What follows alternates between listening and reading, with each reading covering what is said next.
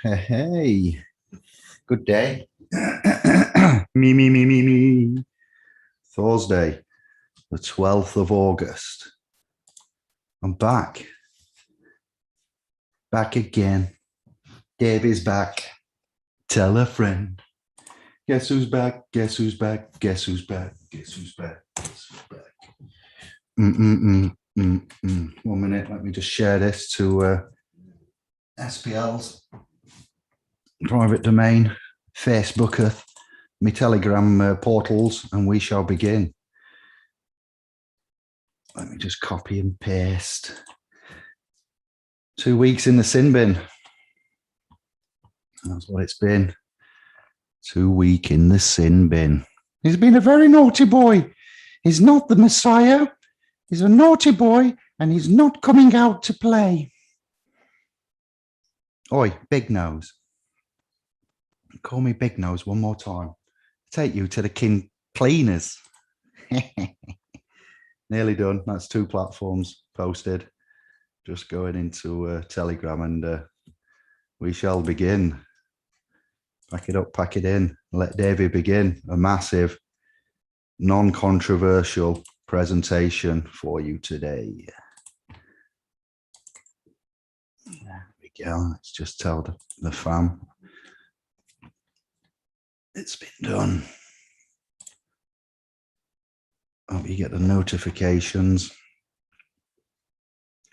Initiates of sovereign spirit, soul, matter, and esoteric consciousness, or if you're on the continent, esoteric consciousness. A little bit of exoteric for good measure. All right, I will turn the camera on in a moment. All right, thank you.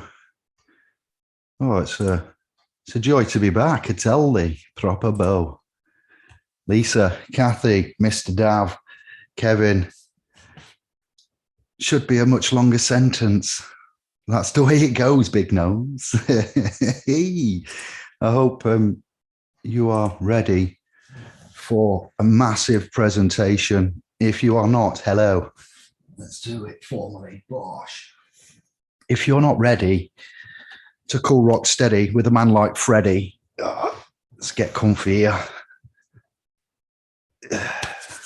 Shabba dabba ding dong. It's been a long time.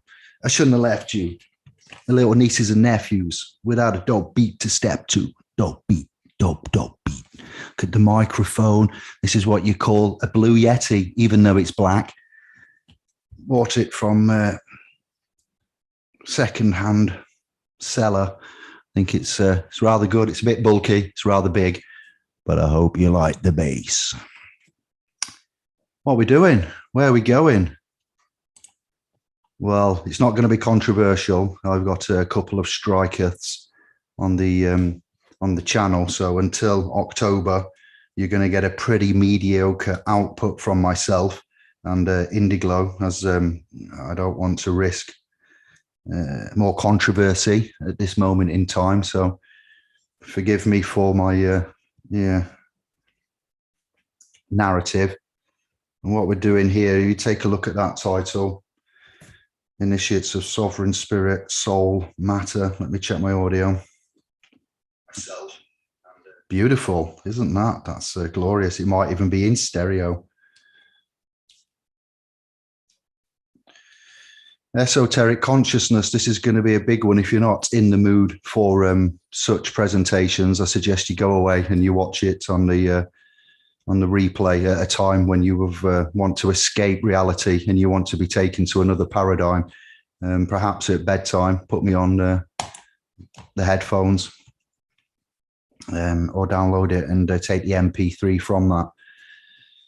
It's 33 pages and 12,800 words on presentation 1, and then I'm rolling on to some Rudolf Steiner. If you don't know about knowledge of the higher worlds and its attainment, and Rudolf Steiner's publications, Anthro, Press, Anthro, yes, words that you trip over. I'm going to go through that as well, but a lot of you, some of the emails that I get quite a lot of them are asking about these books.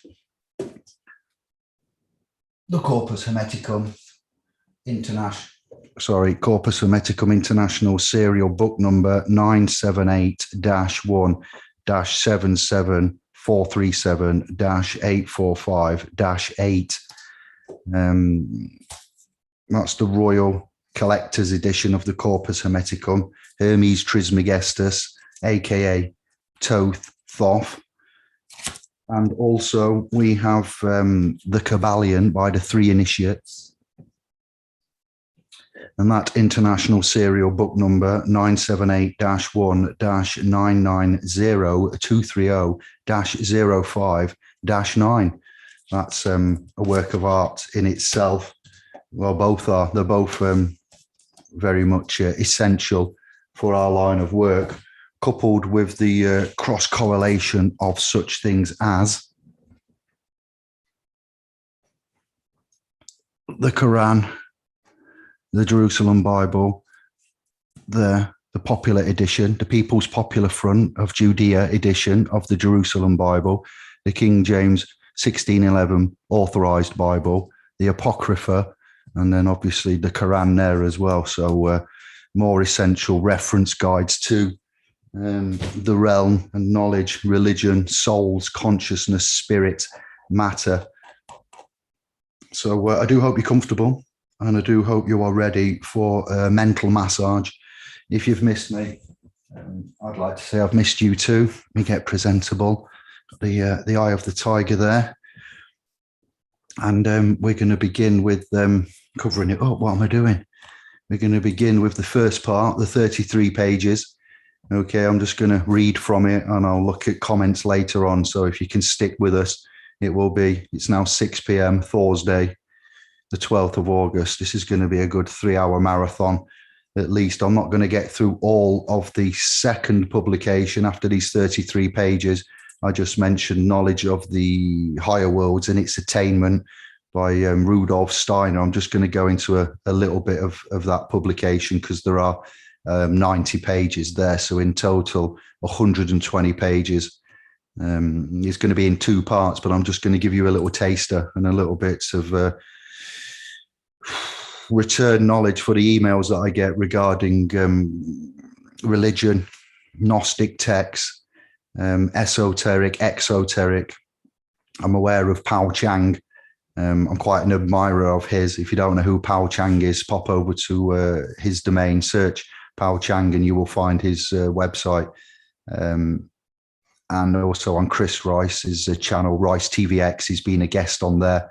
Our Telegram chats are involving quite a lot of non-legal and law, equity, trust chats, and we often splinter off into these paradigms. And there's a lot of call for mindfulness, the mental state, the soulfulness, the spirit. Sister Kathy, thank you for your comments that you mentioned the other day. They particularly invigorated me. And others that email me asking about Christ, Jesus Christ, Allah, Muhammad, peace be upon him. And you'll hear all of this is coming now. So let me shut up and get on with it because I've got too many words to read out. We need some more words in here. So we shall begin. Drink. Maybe you want to make some notes because it's going to be a long video. So if you're watching this now and you want to research any of the names, speakers, publications, things like that, then it would be an idea to write it as you listen to it because it will be hard to skip through this 3-hour part 1 of hopefully part 2, 2-part presentation. Spirit, soul, matter, consciousness. We are kind of like pawns in a toxic religious cult power battle. Indiglo and SPLS Pro present our integration of incarnation and mindfulness against the dissident master distractor factor. The legal or the given legal misnomer, the cognomen, the agnomen, the idem solemn, strawman, person, legal personality, aka legal name, surname, and date of birth, BIRTH, BERTH, Our details and particulars of our legal person's identity and are the unique legal identifiers within this universal natural consciousness matrix and ethereal energy grid. Let me just turn my gain down a wee little bit because I don't want it to clip. G-Star's been telling me, the technician's been monitoring the decibels there. Much like that of a computer network, IP, the internet protocol address there that we have for an IP, a computer address. Techies, you will know exactly what we're on about. You identify with certain legal identifiers, unique, specific, unique identifiers. SPLS Pro, Indigo, and obviously to some of the channels, Rice TV, King and Queens and Kings Heroes Law Summit that I and Kevin have featured on with Sister Queen B, Beth of the Martins clan. We're now creating and providing you with the chance to create your very own spiritual protective firewall, a metaphysical and protective guard in front of thy spiritual IP address within your consciousness grid that resides within the seas of the divine quantum matrix and the flux fields of modality. The watchman at the gate has indeed arrived. This list is non-exhaustive and it is not exclusive. It will provide you all with an idea of what materials and thought leaders that have led I to hold these points of views and why I hold the views that I indeed hold. You just turn Telegram off because that's going mental. Radio Rentals, the Akashic Records, Edgar Casey, Madame Helena Blavatsky, Neville Goddard, Rudolf Steiner, Alan Watt, Billy Graham, the works of Jordan Maxwell, of Santos Bonacci, Eric von Daniken, Mark Pazio, Greg Braden, Bruce Lipton, to name a few of my inspirations for this information laid out for your kind considerations this evening. Taken from As Below, So Above, As Below, the Corpus Hermeticum, the Thrice Great Hermes, Thoth, the Kabbalion, some of my favorites of all that I've mentioned, the Holy Rig Vedas, the teachings of Confucius, the Japanese Shintos, the Buddhist Sutras, the Mahabharata, the Bhagavad Gita, the first 5 books of the Old Testament known as the Torah, the books of the New World Holy Testament, the 1599 Geneva Bible, the Ethiopian Bible, the 1611 KJV, the Jerusalem Bible, the ancient Hebraic phonetic Phoenician texts, the Aleppo Codex, the Dead Sea Scrolls, Enuma Elish, the story of creation before creation, the Great Flood of pre-Christian in antiquities there. You will find that from the Middle East. The list or the Book of the Great Kings, the epic Battle of Gilgamesh, Egyptian chem, mythology, history, pre-Christian gnosis of antiquities, Zoroastrianism, in fact, information and discoveries from 16,000 BC. What's BC? What's that? Before Corona? No. Hey, before Christ. We have BC or BCE, before Common Era. So it should be BCE, actually. And we have CE, Common Era, after zero. So before common law, civilization, common BCE, before Common Era, 0 forwards, CE, Common Era, or another way, BC and AD, I believe, Anno Domini, something like that. So we are integrating incarnation lawfully and helping you assert and retain thy unalienable creator-given universal and fundamental rights, RITES, at law. We are providing a universal and non-sectarian remedy for all, where man claims the world's energy, mineral, and resources as our common heritage again. David, who lives in a realm like this? It's over to you. Go away, Lloyd. Take note and be aware and beware that the international legal system of the inner city London Templars is based upon the information contained within the New World Order Bible. Bravo, Indigo, Bravo, Lima, Echo. Basic information before leaving Earth. Shout going out to AD in Derby for that. Come up with that about 3 years ago now. The codified and secular legal system is the New World Order. Capiche? Legal, being the undoing of God's law. It's a bit of a conundrum we have right there. I shall now continue with my presentation. Hello to the 20. I'm going to pause because it's been a while and I want to see who's in. Lisa, Cathy, Mr. Dav, Kevin, what? Let's carry on. Who else did we get? Mark Brown, channel scribe, supporter. Big love to you, a special.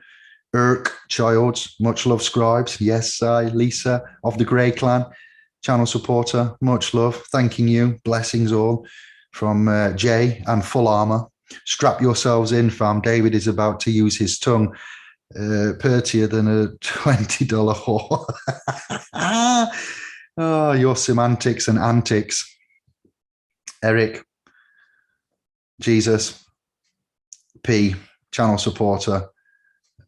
Bless up. All right, then. So as I've warned you, if you're not ready for this and you don't want the mental mind massage and you've missed the waxing lyrical, of which I am known to do, then pause it, come back another time, because you're going to get a deep mental massage of me waxing lyrical to the physical with the omnipresence.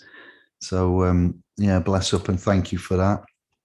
So we recognize this has come from Greg, myself, chats with Kevin, chats with the SPL's admin, chats with our Telegram groups, my own particular research, all of the publication. You see where this has come from. It's not my own.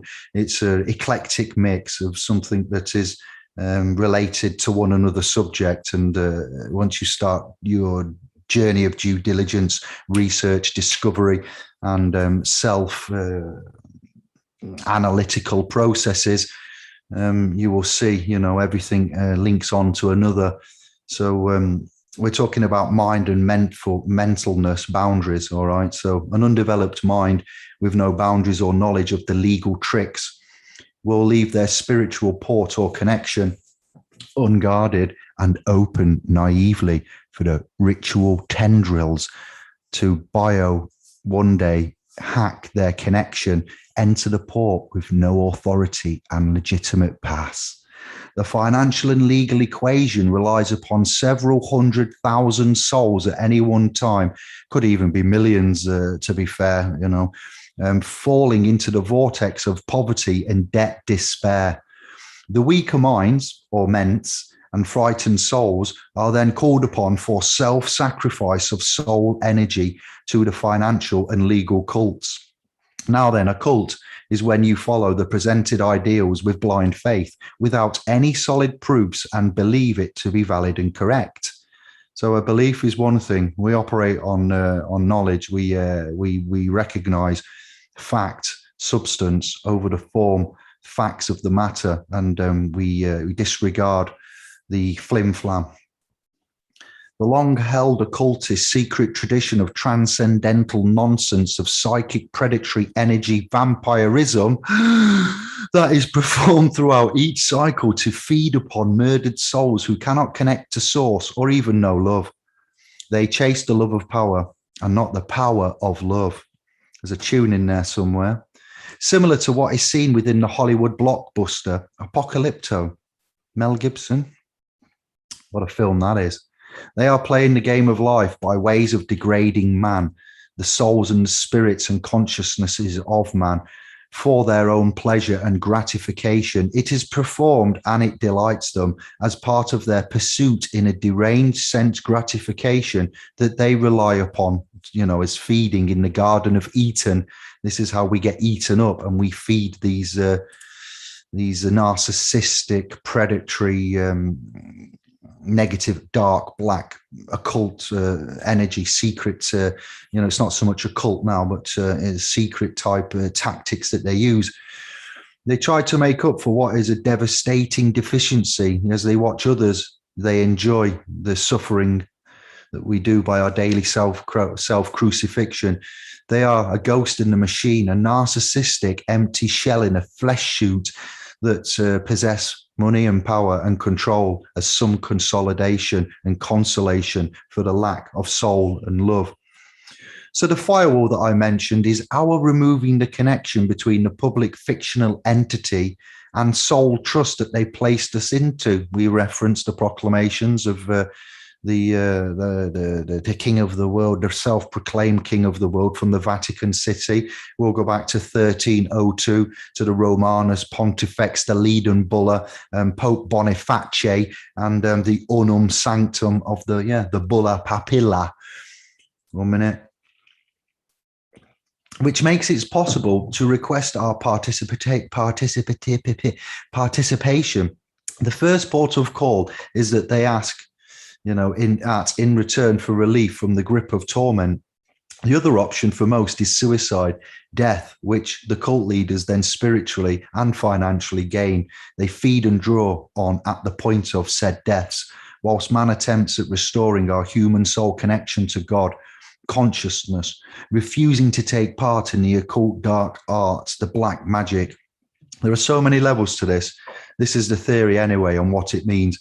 There is no other reasoning for why a limit on resources to humankind is played out and legally allowed to be in existence in such devastating and cruel ways. It's like a dam purposely built upstream to control the flow of energy, love, money, credit, prosperity, a manuscripted design process. We are actually, of course, all free and have access to the resources through a shared wealth, a common well, if you would like, that was known as a commonwealth. Much like Orwell's Animal Farm, we are not quite ready to revolt against the billionaire devils and devil's advocates. Humankind is considered ignorant and as infidels, Gentiles, and as such a low-hanging fruit to be fed upon in the said Garden of Eden. Bob Dylan, I'm not going to Maggie's farm no more. The Eagles, Hotel California. Listen to that song again and then get back to me. When I speak of cults and occultism and vampiristically charged, engaged energies, let's look at the foundations of the legal system. These foundations are dark, Black's law, black robe, and negative. Due process of law is a metaphysical cover phrase for legal concepts such as corporations, which are property rights. These corpses are supernatural entities which do not have a verifiable existence except to the eyes and believers of such particular faith. Those that believe and give the system credit and recognition, respect and interact with it are crucifying themselves voluntarily and willingly like lambs to the slaughter. The shepherd, he keeps flock, folk, sheep. He feeds them. He doesn't keep them because he loves them. He fleeces them before he slaughters them and takes them to market to sell their dead carcasses to the highest bidder. The shepherd keeps sheep for that reason, generally. Sorry if that turns your tummy, any vegetarians out there, but that was, the way that I needed to get that across. Rules of law, which reference these legal concepts then, are in fact theorems. We have rules and we have laws, and then we have law, L-O-R-E. Never the twain shall meet, rules and law. To say the rule of law is in fact an oxymoronic statement within the English linguistic and styles, much like the statement sovereign citizen. Alphonse and everybody else. Jurisprudence is a special branch of the science of transcendental nonsense. Jurisprudence is a special branch of the science of transcendental nonsense. It is viewed by SPLSPro.com and our initiates of self and law as a cult reference from the Cabal.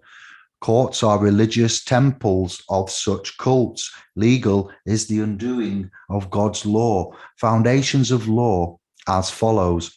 The Judeo-Christian Bibliothek tells a wonderful story. It is in fact often referred to as the greatest story ever told. And so it is. Scribes, viewers, initiates of self and law, you are now about to find out exactly why. In the New Testament of the Christian Bible, a provocative and most mysterious, serious challenge is laid out on the whole of Christianity. Since it bears directly upon this subject, we're going to quote it.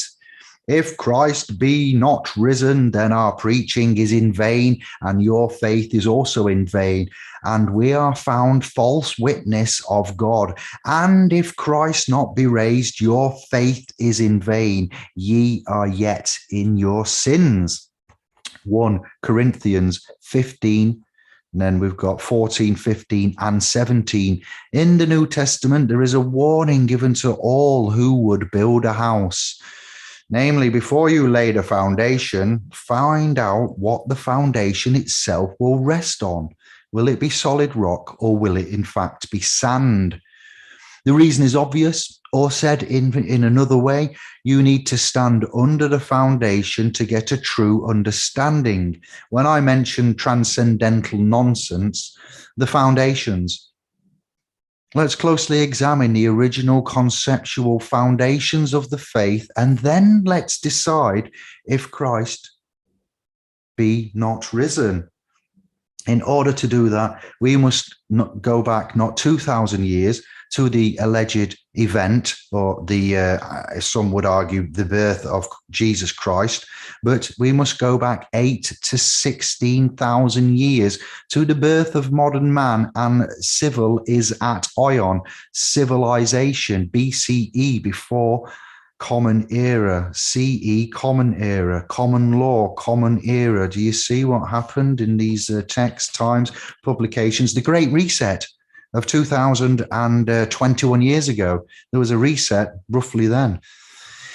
Think how long time is in the zodiac, and how long it takes to complete that rotation. Is it not about 24,000 years? And is each eon about 2,200, 2,400? I'm not an expert, but I know others that are. Claudio, we need to link up. I'm sorry for the absence, but I'm going to get some astro theologians and astrologists and astronomers on, and we're going to crack this open in part 3 possibly then. So that's how far we go back, 16,000 years, fam. All right, don't expect to jump in the middle and then get the cognizance of what go on and then think that we can get a grip on it. So for when one seeks to establish foundations, one must begin at the beginning. It is not your consciousness that determines your social being. It is your social being that determines your consciousness. Hope is the few, and fear is thy prison. They will not control us. We shall be victorious. Autism, autistic spectrum, Asperger's, ADHD, people, man's consciousnesses that are labeled, disabled or less abled. Autism is a different way of thinking. The sovereign way, man of law I am, a Mandalorian. We all need to exercise our physical and our mental health, as we all hold both. We've all got a body and we need to keep it fit. Heart, lungs, respiratory, the 12 operating systems there. And we've all got a mind with us. So we all need to exercise the mind and keep the mind, the ment, healthy. And we all have mental health issues, whether we accept that or not. Don't end up in the basement. The will of thy Godhead strengthen those that are good by taking one's life journey on a detour through evil. It is one of the true original self-fulfilling prophecies.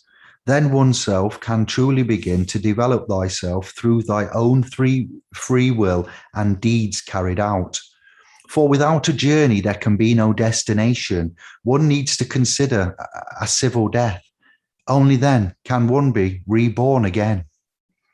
Speaking of prophecy and executing deeds, remember, initiates, when Christ Jesus spoke the truth to his accusers, he would justify himself by quoting law. First, he would quote God's law.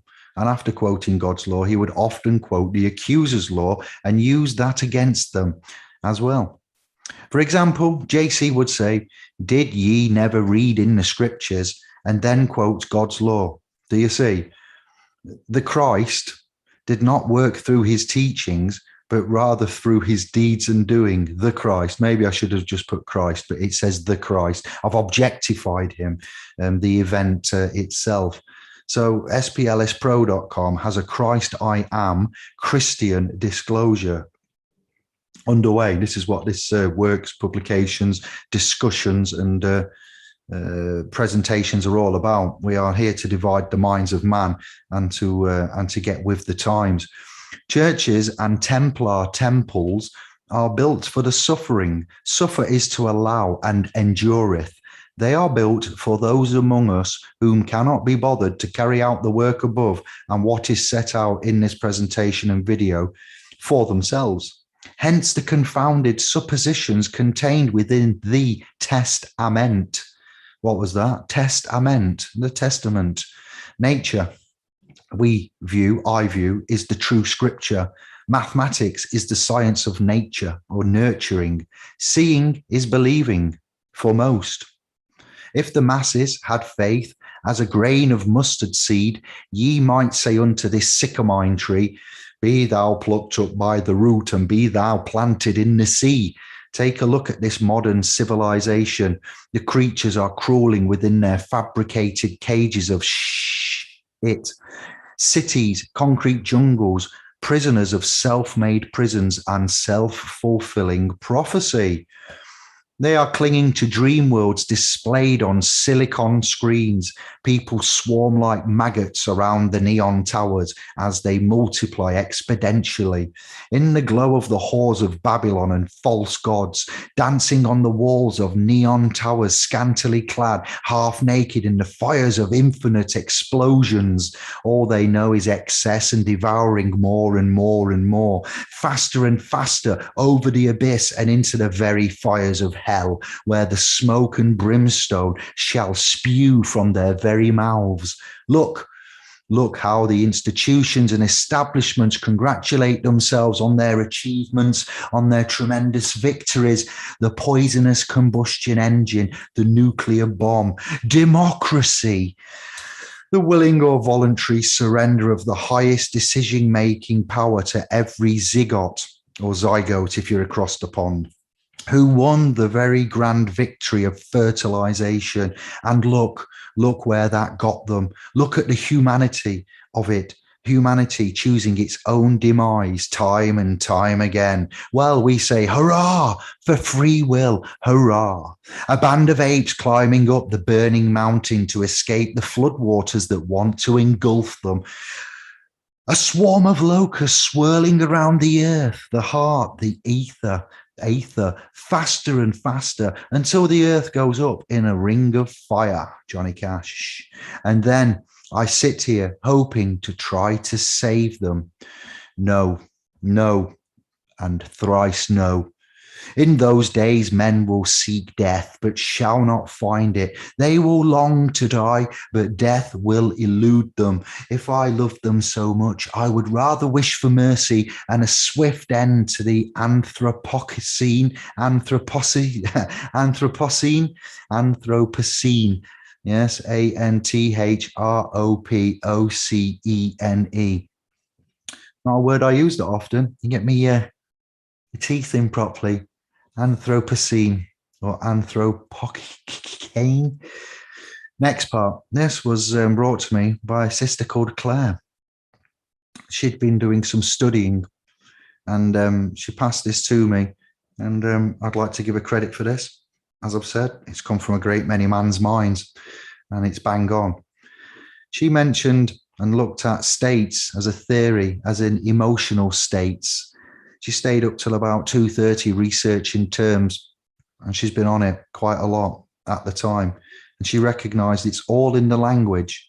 If the occultists made up their own society, aka the Templar Law Society, the Masonic Sun Temple that's located in inner city of London, which ensconced itself since 1066 in London town, or 1067 when they did the deal with William the Conqueror.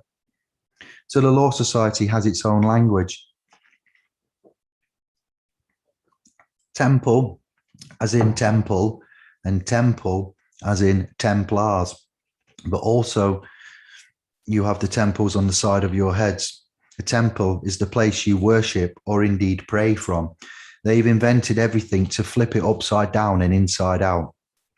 We should not be externally worshipping or praying. Rather, we should pray or manifest our intentions internally. What we internally manifest, we attract externally to us.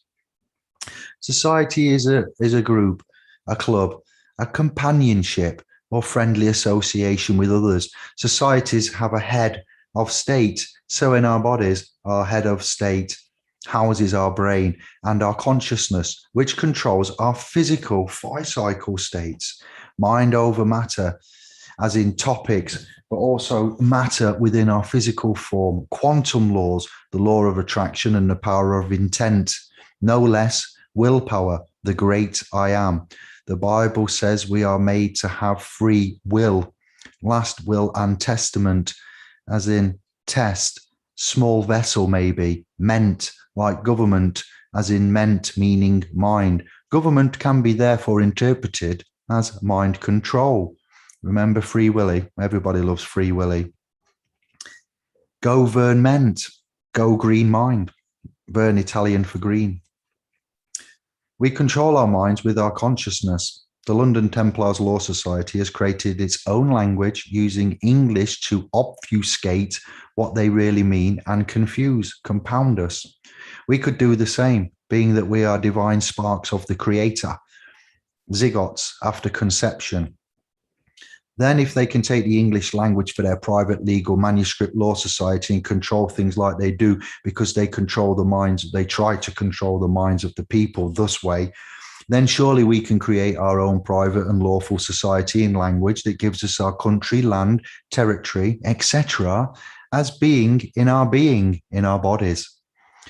The Montevideo Convention held in Uruguay in 1933 said that a region must meet four requirements to become a state, a permanent population.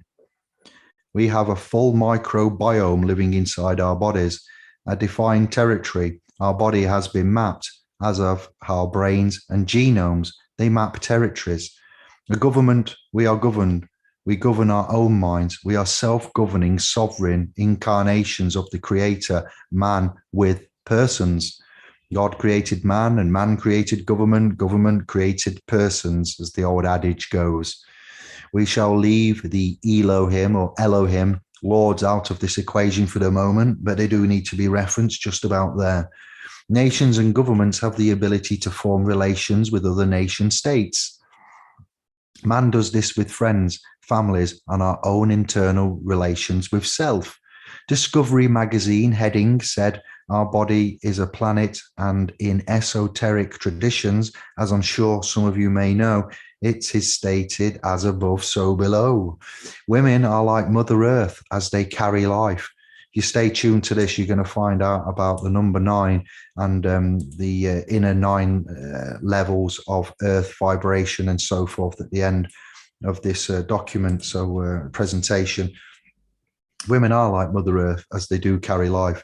Our skin grows hairs from it, like plants grow from the ground. Doesn't it say in the Bible, God made us from the dirt of the earth, the matter, the mudder, the matter, Adama, atom and electron, Eve. And I think we all have the periodic table within our bodies, elementary speaking, my dear Watson. So if we are like the earth, we can be a country too. What makes up a country? Well, country has land. Has flies and bugs that land on our bodies. To land is to make contact or hit home. A country has land. What is land? Home, region of a person or people, territory marked by political boundaries. Politics, the art and science of government. Government, as we've said, could be interpreted as mind control. Mind control, consciousness, willpower. Magic in esoteric traditions, as stated by such men as Pao Chang, Mark Pazio, is the art and science of influencing change with the will.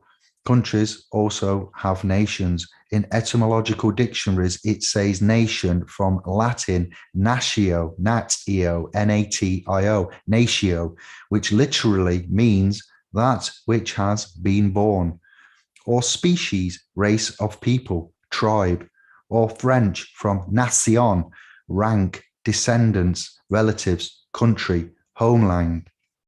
Race, strong current of water. We are comprised 80% water. Also, of course, people descended from a common ancestor breed lineage. Country could also be your habitual residence. This is an abode from behind, Proto-Indo-European root, meaning to trust, confide, persuade. It forms all or part of abide, abode, affiance, affidavit, autoda, freebide, bona fide, confederate, confident, confide, confidence, confident, defiance, defy, diffidence, diffident, faith, fealty, federal, federate, federation, fiancé, fidism, fidelity, fiducial, fiduciary, infidel, infidelity, nullifidian, perfidy, and solifidian. So looking at the USA, United States, how did they get set up and why use the term states? Possibly why they have the federal government, confederate, and all those other linked words that has just been laid out. What if they've been trying to tell us, but we've possibly not been able to see? Also linked is territory. Territory is the land under the jurisdiction of a town or state. Also domain, district, from terra, earth, land, terra firma.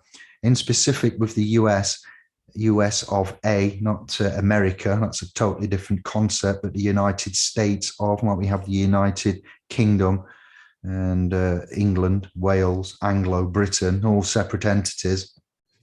In specific with the United States, it is sense of an organized self-governing region, not yet a state. Territory is the administrative division, usually the area under the jurisdiction of the sovereign state. Sovereignty is assigned to the person, the body, or the institution that has ultimate authority over other people in order to establish a law or change an existing law. In political theory, sovereignty is a substantive term, as in having substance involving matters of major or practical importance. We are made of matter, mind over matter. In international law, sovereignty is the exercise of power by a state. Our state of consciousness exercises power over our body and impulses, power as in will, power and free will, free willy. There he is again. De facto sovereignty is the factual right to do so. The points that have been laid out here are facts linked with the spoken word, word of mouth, word up, cameo. Everybody sing. Word up. Stop it. We are divine creators and manifesting our reality. Sing along. They've manifested their law because it was written down, manuscripted. Intellectual property copyright. Man can do the same. Now that we have established the unified, united, sovereign states of being, the USSB, as our private, lawful, peaceful, non-violent society that resides on the landmass of the Sovereign Republic of New Britain. So there we have man referenced as a united sovereign states of being, a universal sovereign states of being this corporeal, the mind, the body, the soul, the consciousness, the ghost that's held inside, the spirit, all of that, united sovereign states of being. And they are some that have the initiates among us, the ones that aren't following blindly and being, please tell me what to do. I can't self-govern. I need a bitty to suck on. The ones that aren't doing that are obviously in that way. Sovereign, self-governing, just self-governing will do. And we also have created a sovereign republic of New Britain, Finn. Now I'm going into part 2. We're on page 9 of 33. I did warn you, if you was not ready and you wasn't into this, we're a third of the way through. And then I'm going into Rudolf Steiner, don't forget. And we're going to have a little soupçon of, of that supremely excellent knowledge of the higher worlds and its attainment.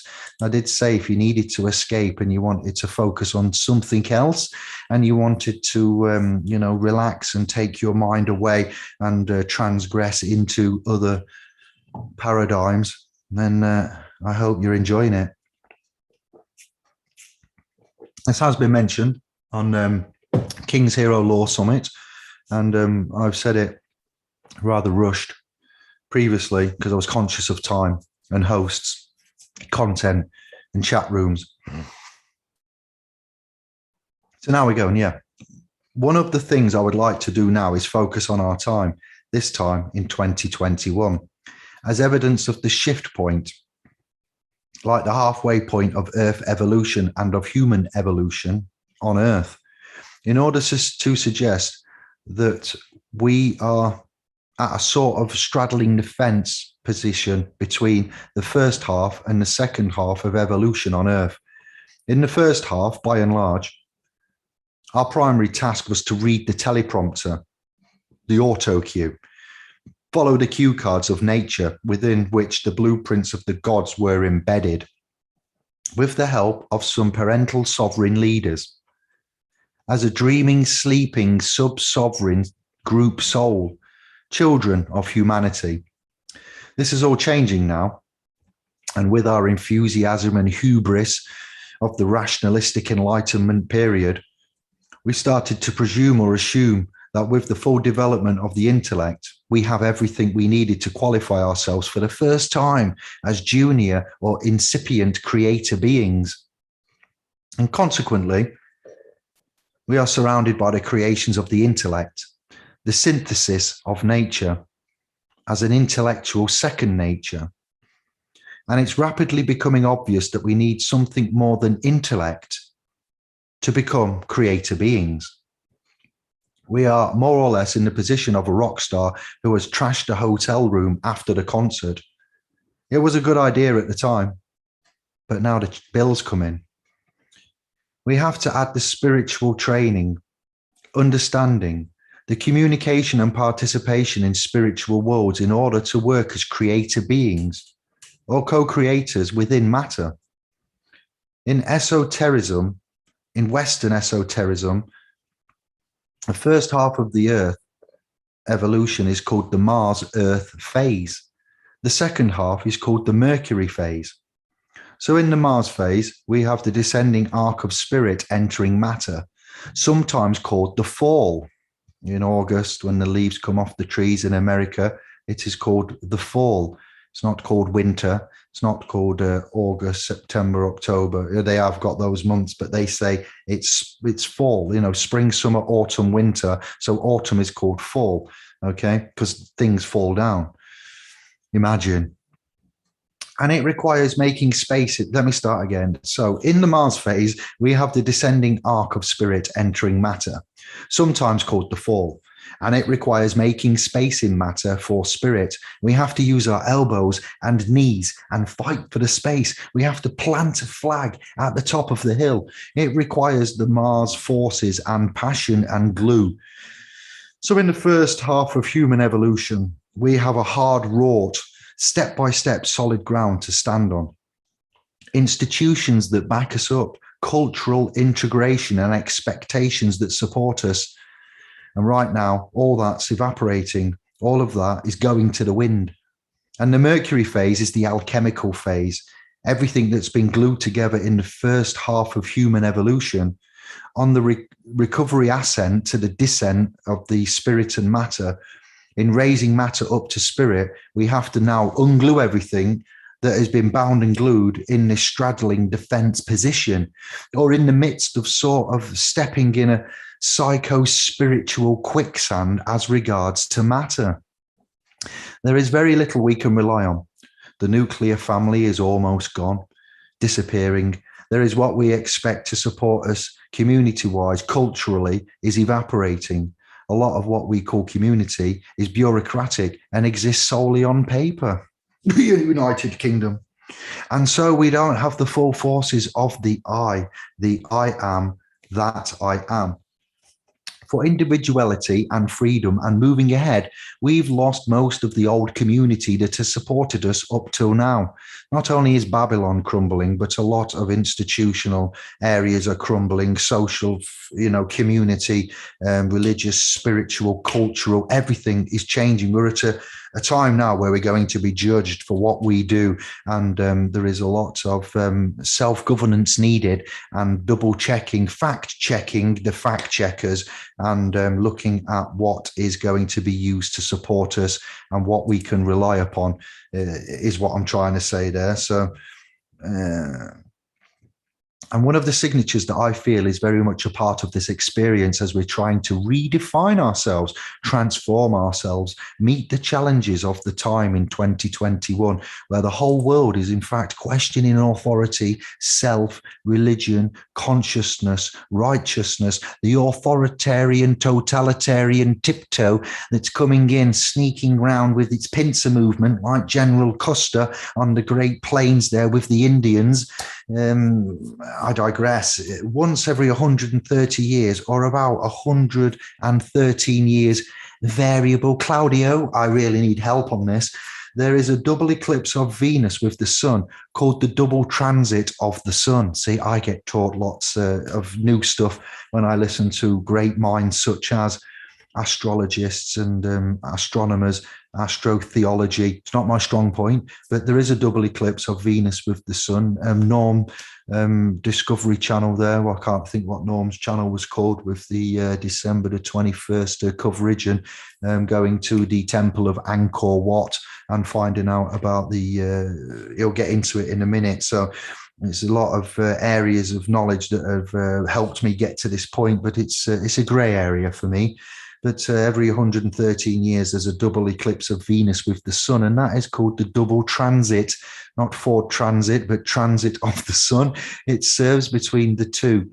It develops an 8-year plateau between the two eclipses. And this 8-year plateau, I said plateau, not gatto, is a very germinal period for the initiatives in black and white magic that take the next century to unfold. This transit that's occurring began, around about that I'm talking about in the summer of 2004, if I'm right, and it culminated in the summer of 2012. Imagine that. The great Mayan 13 back-ton calendar, which is much touted these days, began at about the time Kali Yuga began in the time of 3100 BC.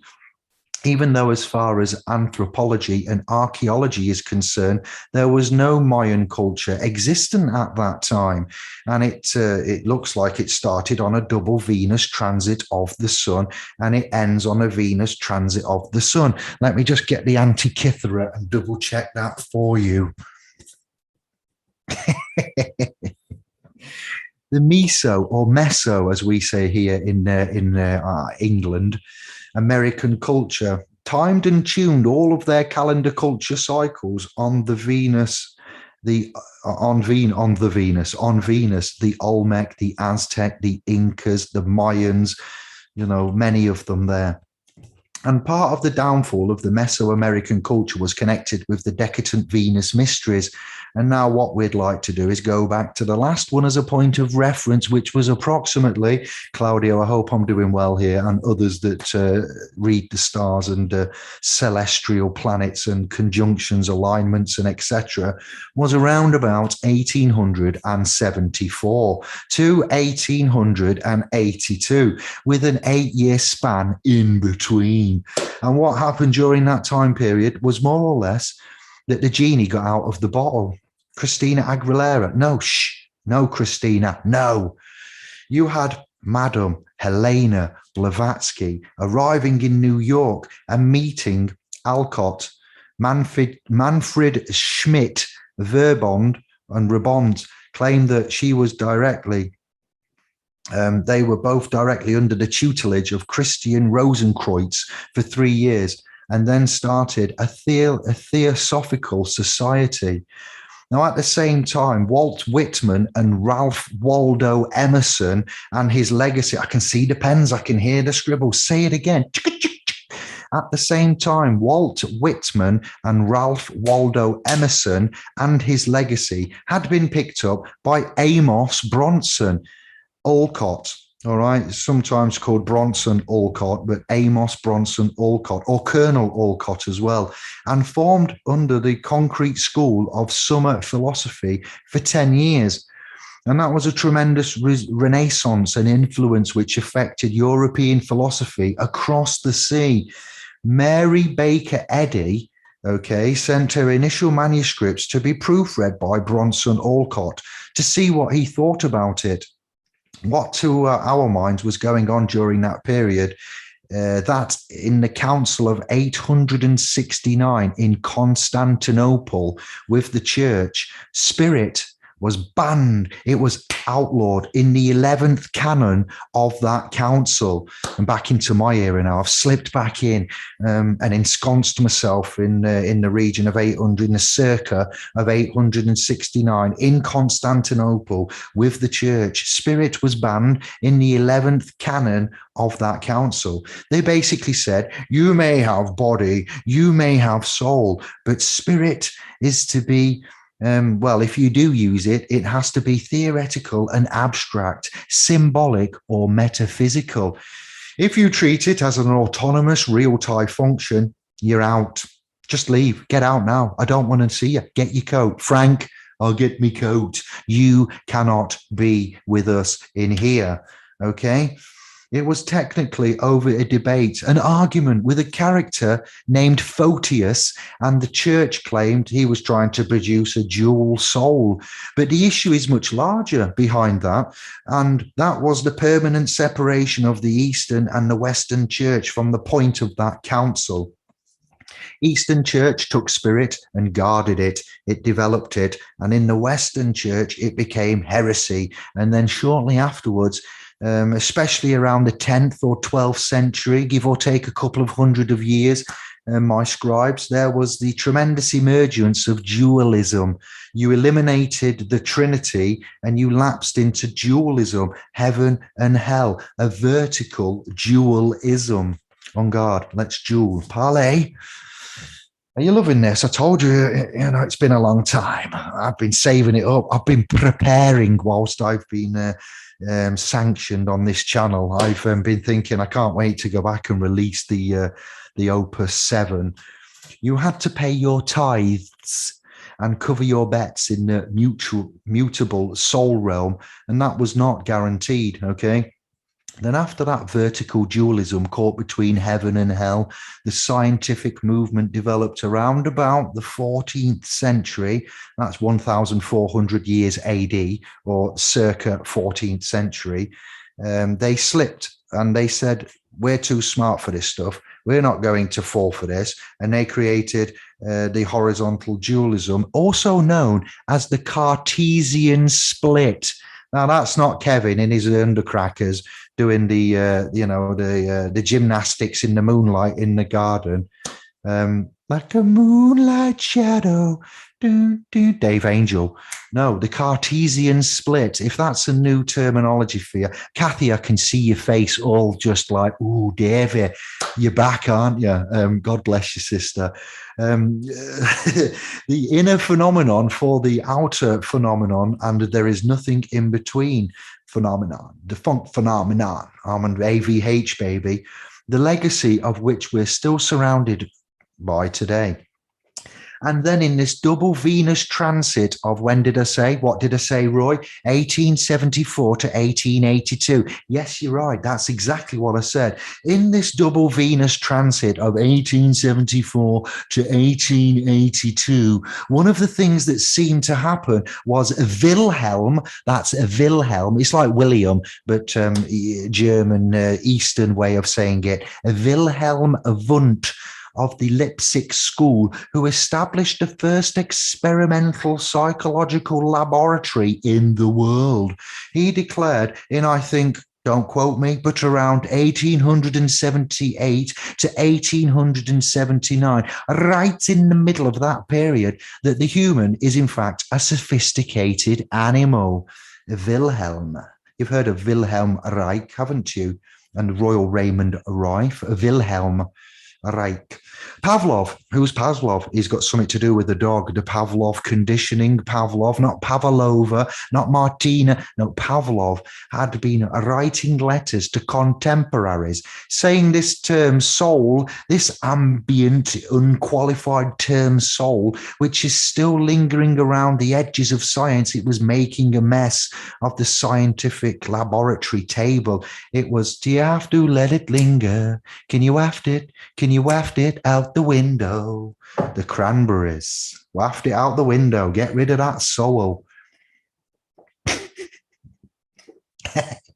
I can't be serious for too long. I need to, otherwise we get into a monotone and you start losing your saturation period, and I need to get you back in with it. So here we go. They had to get rid of the soul. We've got to clean the scientists, that is, the academia. We've got to clean up. We've got to get focused. And Wundt was the one who actually did it. And so what he did to the soul was effectively what the Council of 869 did to the spirit. He said, if you treat the soul as an autonomous real-time function, you'll be out. You are not progressive. You are not in the scientific circle, and you won't be quoted and you won't be cited. No monies for you. You got the monies? You want the monies? No monies. If you're going to talk about the soul as an autonomous real-time function. And he said, if you treat the soul, it's not helpful. But if you do, it's got to be theoretic, symbolic, metaphoric, and in actual science application, only in biofeedback, experiment, blood, heart rate, that sort of a thing, initiates. That then set the stage for the 20th century as far as the attack on the production minimalization of the soul. A lot of people, if you talk to them today, Baptist, Catholic, Muslim, Christian, Abrahamic, various forms of religion, and even in all of the areas, not so much Eastern, they've got more of a, but still, yes, if you ask them, what is the soul? I want you to quantify it for me. Describe what constitutes soulness, and especially what would be the distinction between soul and spirit. They're genuinely at a loss for an answer. What I see happening during this 1874 to 1882, 1882, isn't that roundabout time at Bills of Exchange, David? It is indeed, isn't it? Oh, well, lawful initiates of. We had, I can't digress, it'll really get messy. What I see happening during this 1874 to 1882 period is that the A-team came in. I love it when a plan comes together, sovereigns, to revive the spirit, to I ain't getting on no plane, fool, to reinstate the spirit in such a way that it could no longer be edited out or marginalized anymore. Steiner, when I say Steiner, I like just saying Steiner, Rudolph, okay, Steiner. It's disrespectful to call people by their surnames, but it just sounds so epic. Steiner's whole effort was to establish, and I give up so much love for this man and his works. And if you don't know who Steiner is, I might invent and create a Rudolf Steiner Appreciation Telegram Chat Society just for this man and Blavatsky. Blavatsky and Steiner. This is gripping you and you want to know more and you've got a thirst for this and it's hitting home and you're like, Dave, this is brilliant. Proper Boatelli. Come on, Kez. We're going to Steiner and Blavatsky Appreciation Telegram Chirp Chat. It's coming. I'll do it. All right. Comments, please. If you're on the replay, physically type them in. Give me everything, please. Steiner's whole effort was to establish a solid spiritual science that could be congruent and complementary to any healthy, clear, developed, non-commercial, natural science. Non-academic, when I say non-commercial. This was developing in the beginning of the 1830s. You had the spiritualistic or spiritualist movement. In a certain sense, at arm's length, I would describe that as kindergarten stages. But then you have Madame Helena Blavatsky, theosophy. I would, and that's sort of taking it to high school. That's getting on now with things. We would go to being much more focused, much more aware than just involving ourselves in phenomena or invoking phenomenon. And in a certain way, Steiner perhaps taking it to the next step to college. We're really going to understand and work with the spirit now. We're getting boots on, we're putting gloves on, and we're getting stuck in. All right. These are some of the things that we now need to deal with. All right. And if you look when Rudolf Steiner was actually doing works and Helena Blavatsky, look at the years that I'm mentioning and look how far back we are from the 1800s and the early 1900s of such things before the first Great War, known as the First World War. Now, that's how far behind we are. We've got some catching up to do. Don't know why I keep looking at Mike because camera's there. Would just like to say proper bow. Now, one of the other things that was happening during that period is that it was the germination of commercial media. A lot of these things, yes, the beast was being created.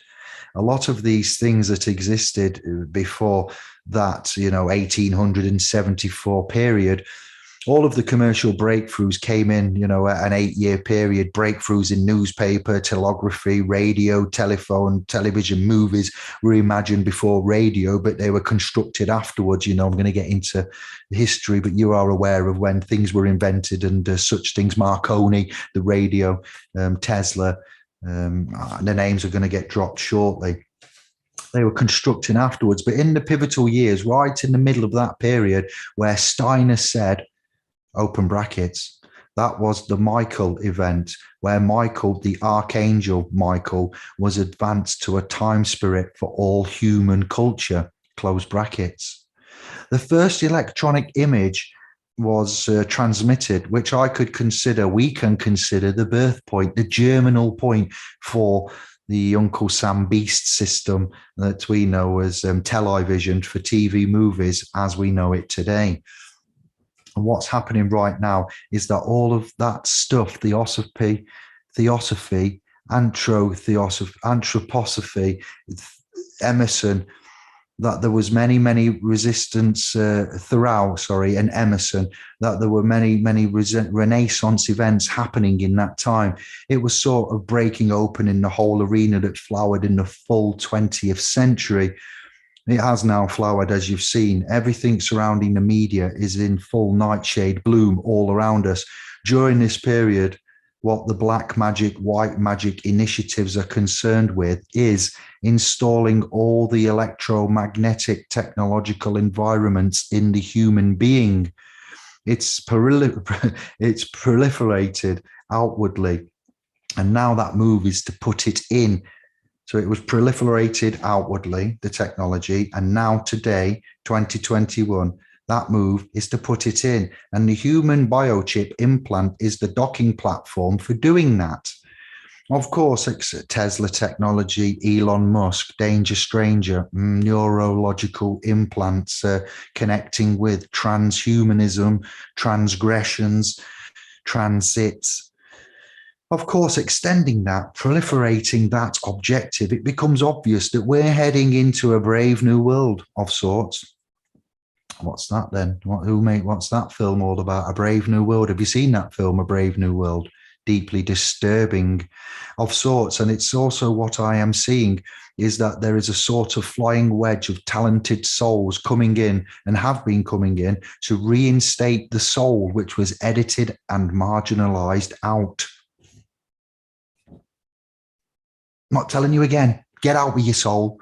Take that soul and get out of here. See ya.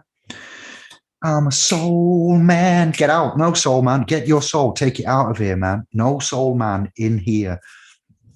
People like Hillman with the union movement, Robert Sardello, Willie Bento, these are Americans, started an official accredited academy of psychopathy. While they're doing that in the background, the forces of opposition are attacking the body in the reductionist model. If you wanted simpler, more efficient, more accountable, you just keep getting rid of things. The appendix, who needs that? What's it for?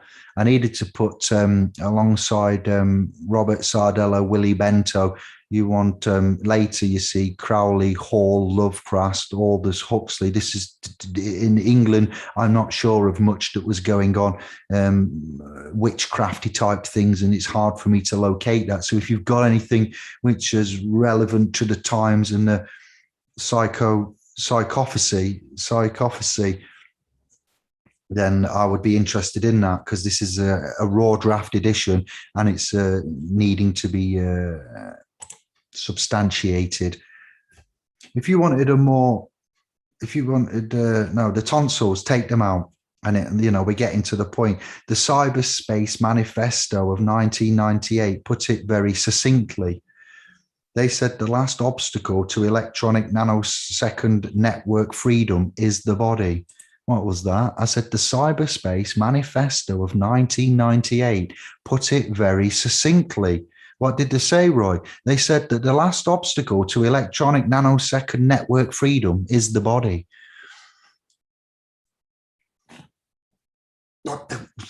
Indy, where are you getting this from? Are you sure about that, pal? That's the technological overemphasis. I'm not recommended we go Luddite or even Neo-Amish, but the overemphasis is eroding the integration of the very foundations of corporeal incarnation, the body, which needs to be built up. One of the most damaging forces for the body and soul is an arrhythmic life. One of the most health-giving integrating forces is rhythmacy, and we've all experienced how far that has gone out the window in a comparative sense over dealing with, our grandparents, great-grandparents, parents. Our children emerging now are very exposed to the whirlwind of arrhythmic life. What's arrhythmic life? Yes, it's the rhythm of my life. My life. Oh, yeah. Too many names, too many tunes. What I would suggest is that in the current, I learned to sing. Yeah, just because you got a mic, Dave, don't mean you can sing, pal. I know. Well said. What I would suggest is that in the current situation, I can go back and forth a bit to elaborate this, but in a certain sense, using broad strokes, the 20th century was the first public access to the Tree of Life mysteries. In the human individual, the personalized Tree of Life could be viewed as the endocrine system, the life forces, the solar plexus, the liquid flow movement, which we don't have conscious control of by and large. It's part of a habitual subconscious, unconscious realm. The personalized Tree of Life or Tree of Knowledge Mysteries is what's called the astral body, which is anchored in the brain and the nervous system, that has to do with our self-conscious or self-awareness or desired level. That enhances the personality generally, typically, and for the first time with the risen Christ mysteries of the 20th century, along with that, came public access to this Tree of Life. And for the first time ever, we could rush in to the more or less abandoned temple. And most people decided to have a party in the empty temple. And then, this is a great space. We've never been allowed in here. Look at the space. It's brilliant. Where are we? Kevin, Perry, all I want to do is do it. This is a great space. We've never been allowed in here. So the social sciences started in the 20th century, at the beginning of the 20th century. Sociology, psychiatry, psychology, and their objective was to see what was under the hood. Now we're going to take a little smaller piece of the cherry pie. How many of you scribes, initiates, believe in spirits? Do you believe? How many of you don't believe in spirits? I presume that I would like to think most of you believe in spirits, more so than those that don't. Not the spirits on the top shelf. All right, the games will now officially begin, initiates. We are here at this point right now because of a fantastic mind that fascinates me, Madame Helena Blavatsky. I say this too many times. I haven't said it a lot, but I said it on the video that got banned that caused my channel to go into a 2-week sanctioning period with Sister Claire and Brother Anders. That video has been made available on our public Facebook domain and in both of our Telegram chats. And Claire and I got into a rather fantastic endpoint of esoteric chat and chirp. And that's why I saved it. I didn't know it was going to be sanctioned and deleted as it was, but I'll point you in the direction of that at the end of this topic series that we're on. So if you don't know who Madame Helena Blavatsky is, then we will explain now. What I wanted to bring in with some other things that would give you a clear focus on her, all right? And there are two approaches. One is we're interested in what they were saying, and the other is I'm interested in them. And when I read somebody and I like what they're saying, eventually I get interested in them. So this remarkable soul, this Madame Blavatsky, who apparently was a woman. I don't know. I wasn't alive. She appears to have been a woman. A very great genius, was renowned, according to Steiner, who did not meet her, but met Annie Besant later on. Steiner said, Blavatsky was renowned for her devotion to the truth. Now, I know that these names may be new to a lot of you, and there's a bit of catching up to be doing. But for those that these names aren't new to, Blavatsky has been discredited a lot by a lot of people over the years. And I'm always suspicious of people who make a career out of discrediting other people. Steiner said something very interesting. He said, wherever there is criticism, beneath there is hatred. He did actually say that. He's written it anyway. In other words, if you can't be creative in what you say, then something else is happening. We have a lot of debunkers right now, don't we, in the realm, but we don't have many bunkers. So I'm here to bunk Blavatsky. Go team B. What did she do? Well, let's find out what happened. Let's find out what happened before, because we are a living being, and that means what we do is we respond.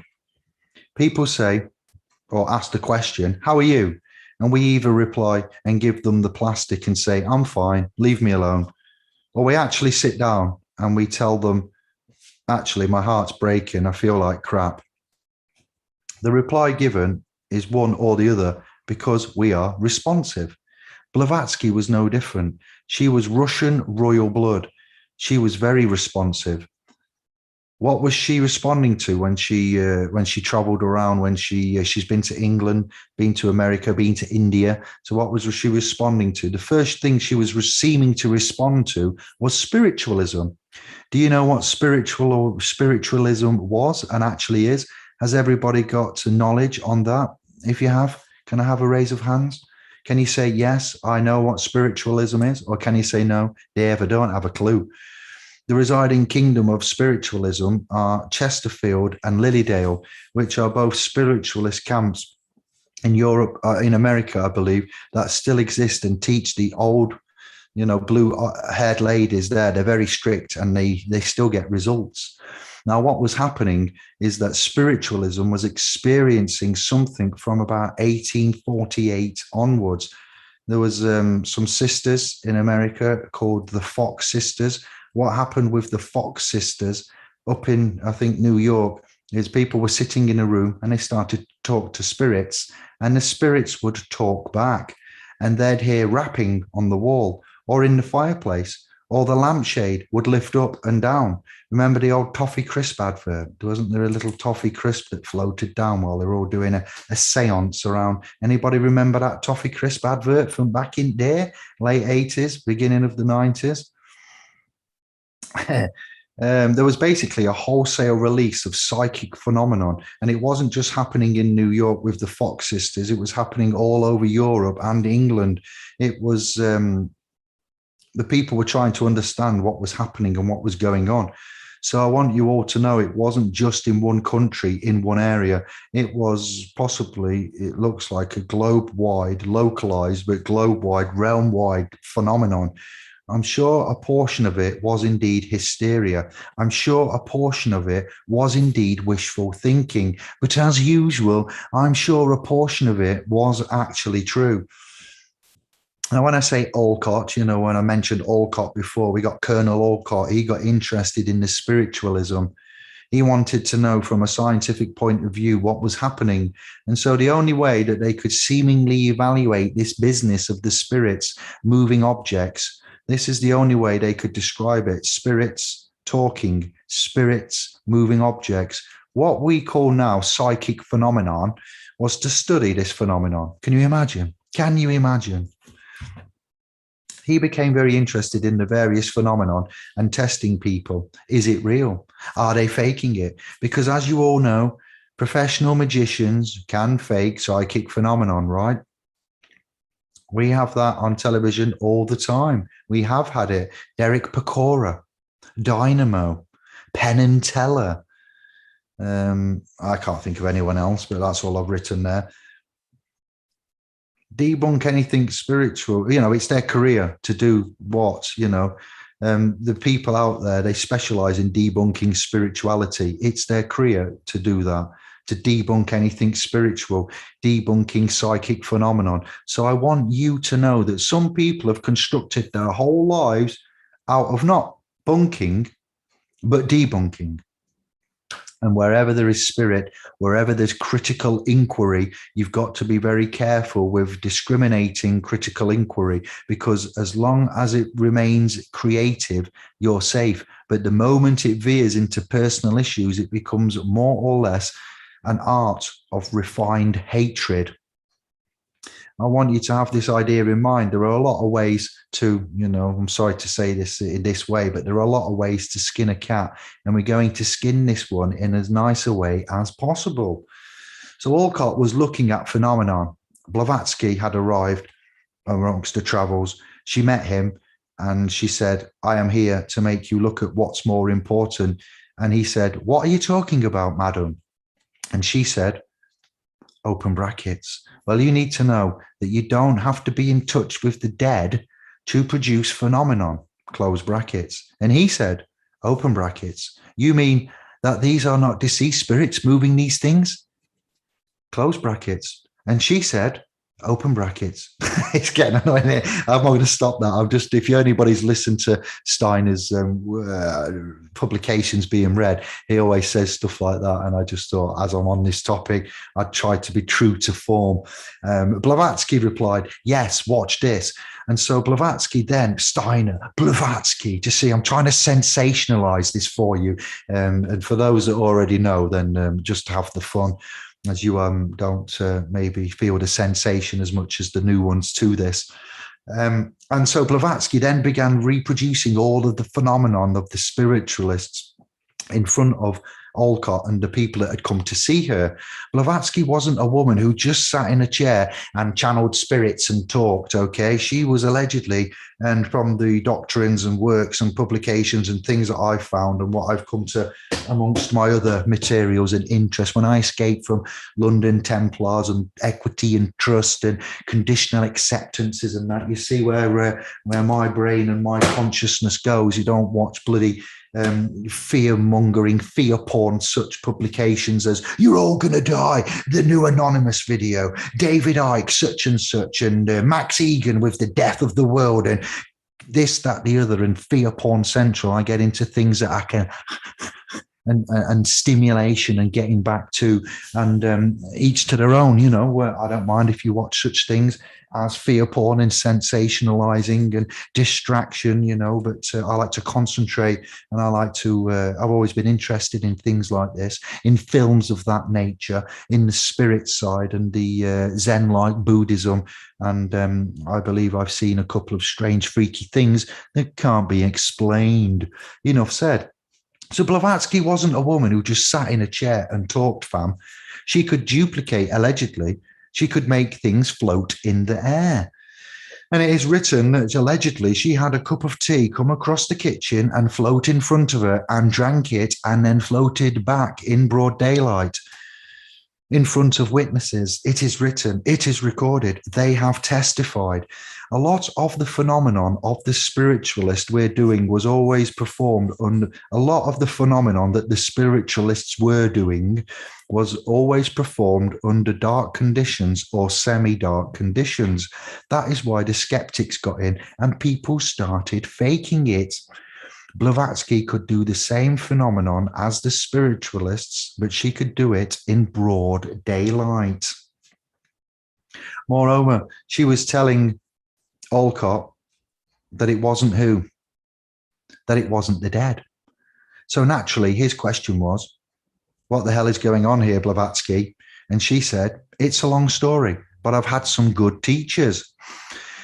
And this began the discharge of Blavatsky's teachings. Olcott thought she was great. It made sense to him. The rocket was launched and it was good. It had liftoff. It was good, critical, clear reasoning. And it was a response to spiritualism. But Blavatsky did have a lot of these psychic powers, did seemingly have a lot of these psychic powers that people today still wish they had. So wait till you hear Steiner after I'm setting you up. If you're enjoying this, stay with it because it's got such a spectacular finish. If you think this is good, I'm just like in the middle of the DJ set and just getting that peak up there. You're getting your alcohol, you're getting your Mandy's just coming on and you're about to start rocking it. Okay. All right. We're not even there yet. I'm just building it up. I've done this in such a way. I've had 2 weeks to do this. All right. And I've taken my time over it. It's like DJing, but with words and records, public records. The rocket was launched and it was good. Where are we? I've ruined myself. Still wish they had. So she had the power, but she also had the learning. She was very clear. So other people, other beings were not doing what with her? They were not talking to her. She said, I'm not the source of what I'm teaching. I have teachers. There was a lot of talk about, of her teachers being fabricated because she said she received telepathic messages from her teachers. A man called Cranston, is all I'm going to say, wrote a big book on Blavatsky. I have a PDF of it. I'm looking for the hard copy. And it was 100 years after Blavatsky's death. And a lot of the evidence has emerged of witnesses and testimony of those that met her, and teachers in India where she was on tour before she arrived in America. I'm letting you know that the physical evidence of everything that she said didn't actually appear until about 100 years after she died. You only get famous after you die. You know that one, don't you, scribes? I want you to know that it's there, but they did not have access to it when she was active because she was an extremely private woman, it seems, and she was interested in trying to prove things. Well, Russian royalty, you can imagine them, hey, comrade, how that land is and the union of Sovietness and etc. Russian royalty, I bet she was an extremely, seemingly would fit rich, privileged, white Russian royalty with powers like this. She was an extremely private woman and she was interested in trying to prove things to the public. She was trying specifically to get the teaching of theosophy out. Do you understand? She was very much directed towards a bullseye, and what happened in the periphery, she was not really, trying to be distracted.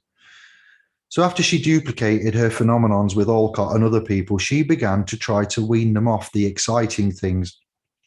Now, there is a story that there was a gathering in one of the salons, and there was a skeptical spectator in the room, and somebody asked Madame Helena Blavatsky if she could reproduce the banging and popping noises in the walls of the house. And she said, "Who wants to know?" There was a lady, allegedly, at the back who raised her hand, and Blavatsky said, "I can reproduce this phenomenon." And suddenly there was a loud bang, and the woman's eyes allegedly got very big, because Blavatsky had, in fact, popped out one of her fillings in her teeth. The lady ran out. Blavatsky allegedly burst out laughing and said something like, "Well, she wasn't expecting that, was she?" He-Man. Kind of sorry, that's just what I imagine. The kind of chortle to be like, Skeletor type, evil Lynn type, but she's not saying Blavatsky was in any way evil. I pay homage to her. I have a great reverence for this lady's works and the writings that I found. Quite the opposite. I want you to know the woman seemingly met confrontation head on. She made her impression, and then she began her teachings. Now, what was downloaded through her and the teachers she had been with in Asia and Russia, Russia is particularly interesting because the Russian Orthodox Church maintained with their theology a concept of the spirit that the Catholics had done what with? Deleted and banned. Get your coat, Frank. Get out with your spirits and your soul. Blavatsky was raised in that environment, involving souls. She was familiar with it. Moreover, when she was a child, she went up to the mouth of the Volga River with her family, it is written, and visited one of the most remote communities of Buddhists in the world. And there is apparently a whole Russian community of Buddhists at the mouth of the Volga River. Who knew? You do now. They practice pure Buddhism, and they had come over from Mongolia, it looks like 500 years prior. So Blavatsky was exposed to other religions as a child, and she had resources. She was from a wealthy Russian royal family, so she traveled extensively. When she met teachers in India, she met one of her Indian teachers in England, you see. I found a bit of the history that appertains to England, and they said, "We have a job for you." And they began to teach her, and she did study in India. Up around Kashmir and Srinagar, it is written. She had a house and a lot of other places. The evidence is pretty plain. Excuse me. She was one of the few white women that traveled extensively through India and Tibet, besides Alexandria David Neil, the French woman, mon ami. Alexandria David Neil, who are they? Exactly. Blavatsky allegedly dressed as a man, she said most of the time. And as I said later, as I said earlier, witnesses came forward having recalled seeing her there, people who lived there. So we know she really did it. She got the learning, plus she had the background, plus she had the psychic ability. Are you getting the picture? She began writing, and what she began writing seems to have been as though somebody got the compiled teachings of Asia and put a funnel to her head, and then there was a text that she translated, a translation of a Buddhist canon. What's that? I said a Buddhist canon, a Buddhist canon.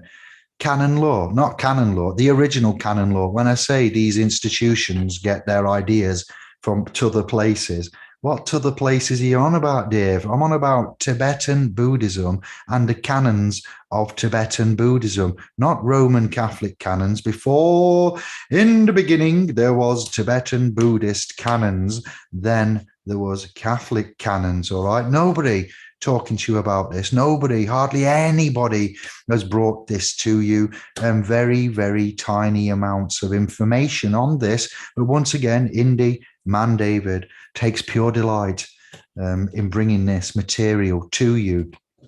Buddhist canon, Tibetan Buddhist canon. Stay there. You'll find out more. She translated one text of the stanzas of design. And now you need to realize that I, as an amateur student of Buddhism and somewhat Tibetan Buddhism, I'm familiar that there are two sets of commentaries. One is called the Tanga and the other is called the Kanga.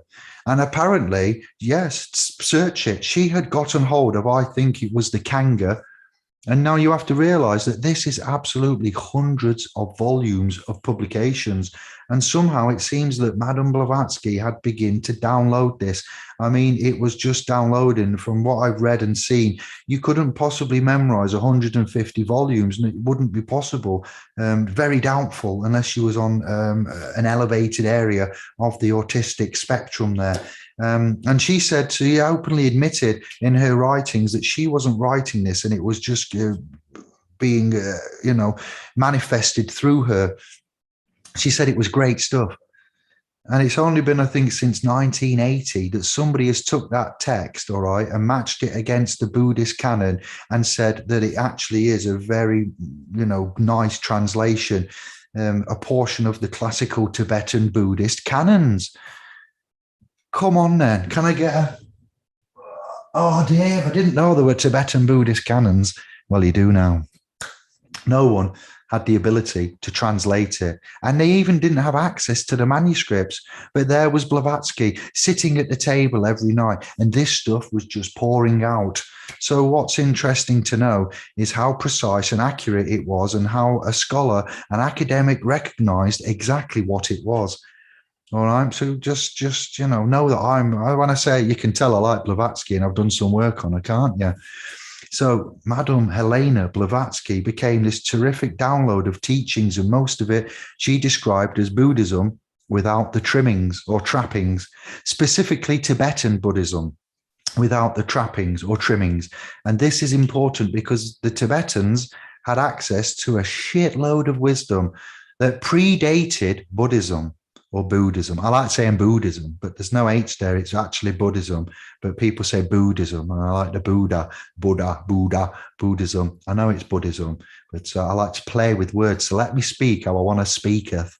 So Tibetans had a lot of access to wisdom that predated the Buddhism. So when you say Tibetan, when it is said Tibetan Buddhism, you're talking about something that takes in two streams. And I'm the man that likes to talk about common law and equity, two streams of law running parallel to one another. Okay, so do you understand this? Tibetan Buddhism takes in two streams. Buddha. You do understand. Great. All right, then. You're still with me. You might need to pause it, go and stretch your legs, have a little smoke, rinse your brain. Oh, Dave, you'll have to come back to this, lad. You've already popped me, kettled me Swede, mashed me toots. So Madame Blavatsky was getting this material and downloading, and everybody was asking her, where are you getting this from? We couldn't find it anywhere. It was brand new. It was original. And it was part of what I've just explained to you, but nobody was aware of it. So it was brand spanking.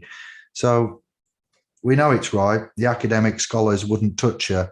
And the ones that did were profoundly influenced. Artists, writers, and historians. Everyone who met her came away impressed, and the ones who never met her would try to renounce her and talked behind her back. Now, doesn't that sound familiar?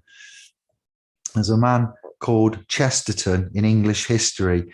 He was the Roman Catholic defender of the faith in England, and he's a very funny and a very clever, great writer. Not my words. In history, if you look at Chesterton, the Roman Catholic defender of the faith of England. Okay, told you I've got a lot of new names for you.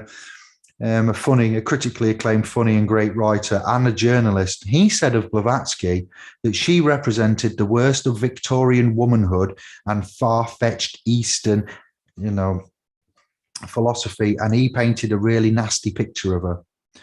Now, this man, Chesterton, never met Helena Blavatsky. Had he actually met her, And had he had a little face-to-face contact, he may more likely probably would have felt a little different, because she was nothing like this caricature that people often had of her, especially when you met her. Again, I don't know.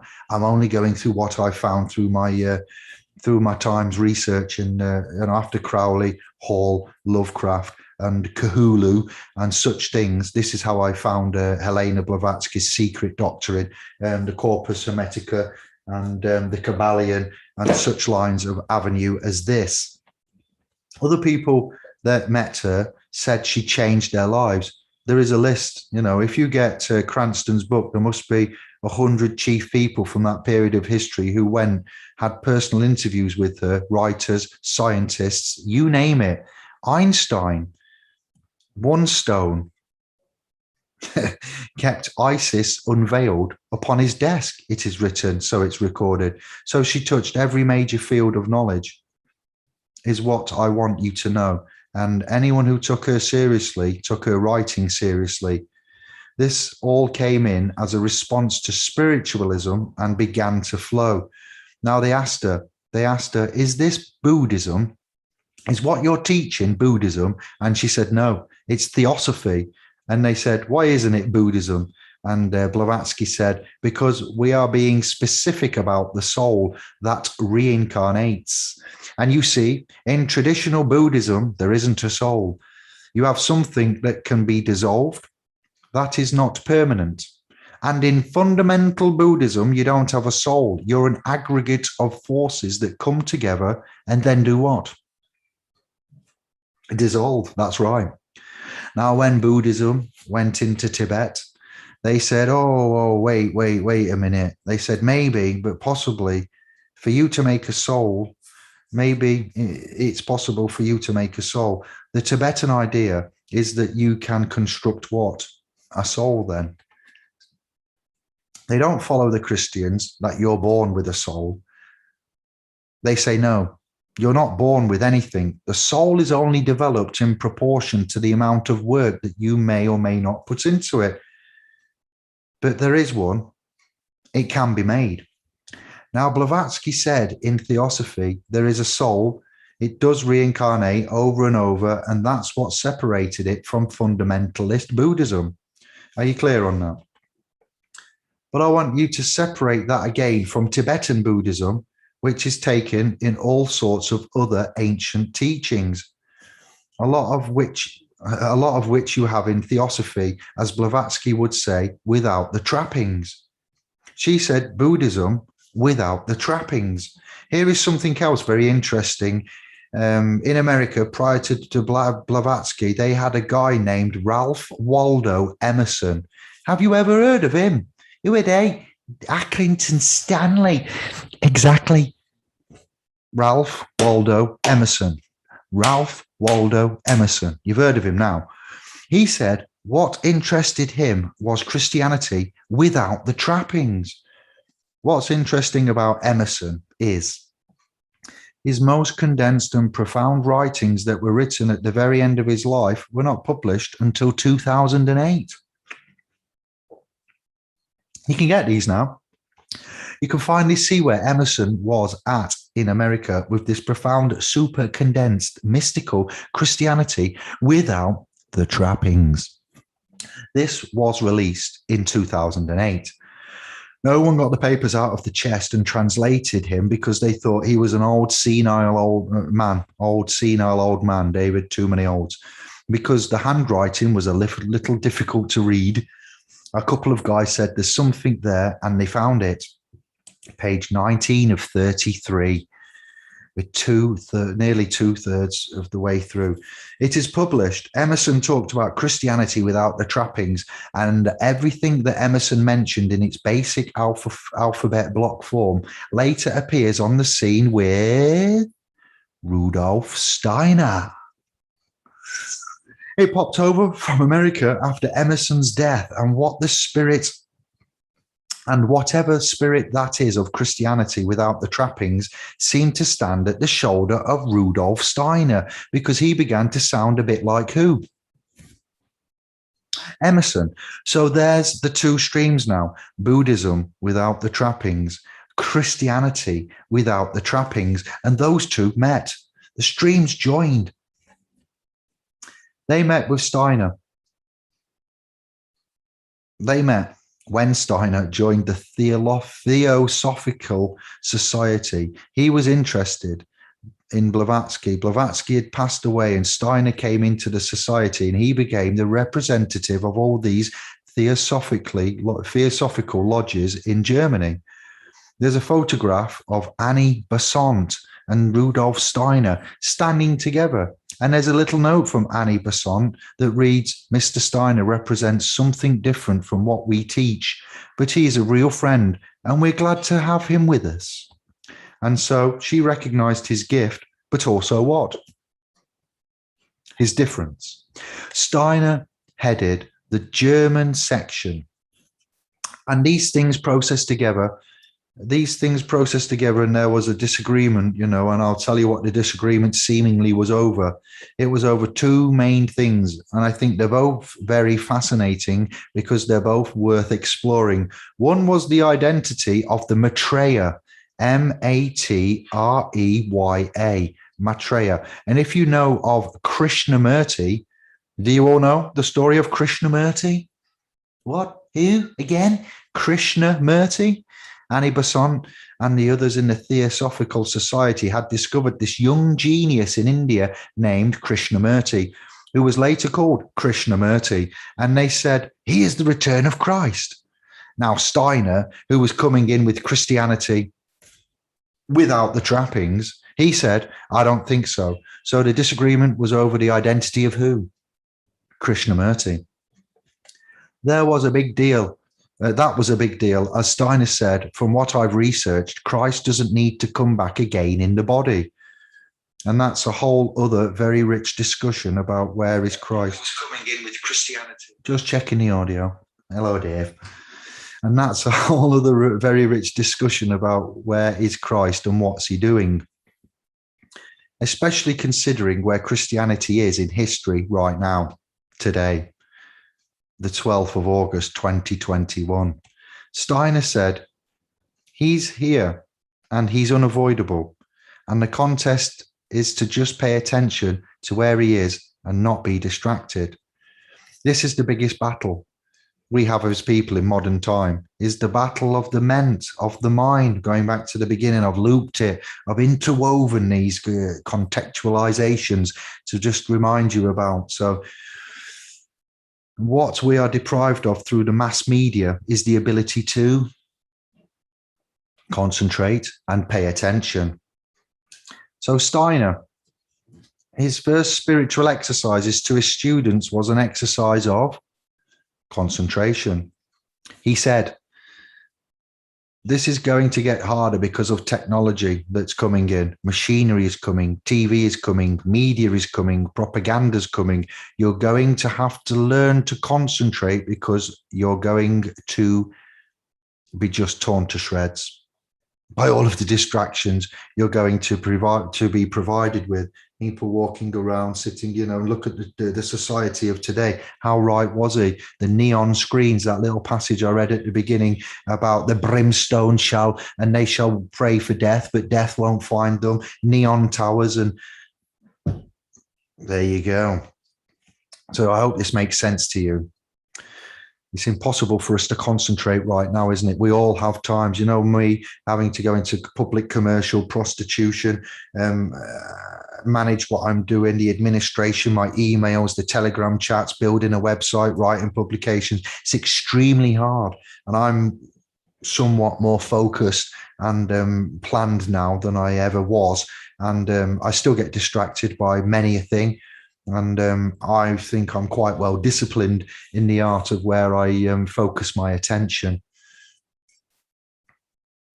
So this is where Steiner was coming in. Now, he also said this, as he came in, he said, the release of all the information the Madame Blavatsky was given as it came into this time was their weapon to be used against scientific materialism. Everybody was turning to science at this time for answers, and they wasn't believing in anything. They wanted everything to be proven. And what we say about modern science is it will prove to you everything but the meaning. So what do I mean by that? If you look at something and you want to know what it means, you won't get it from science.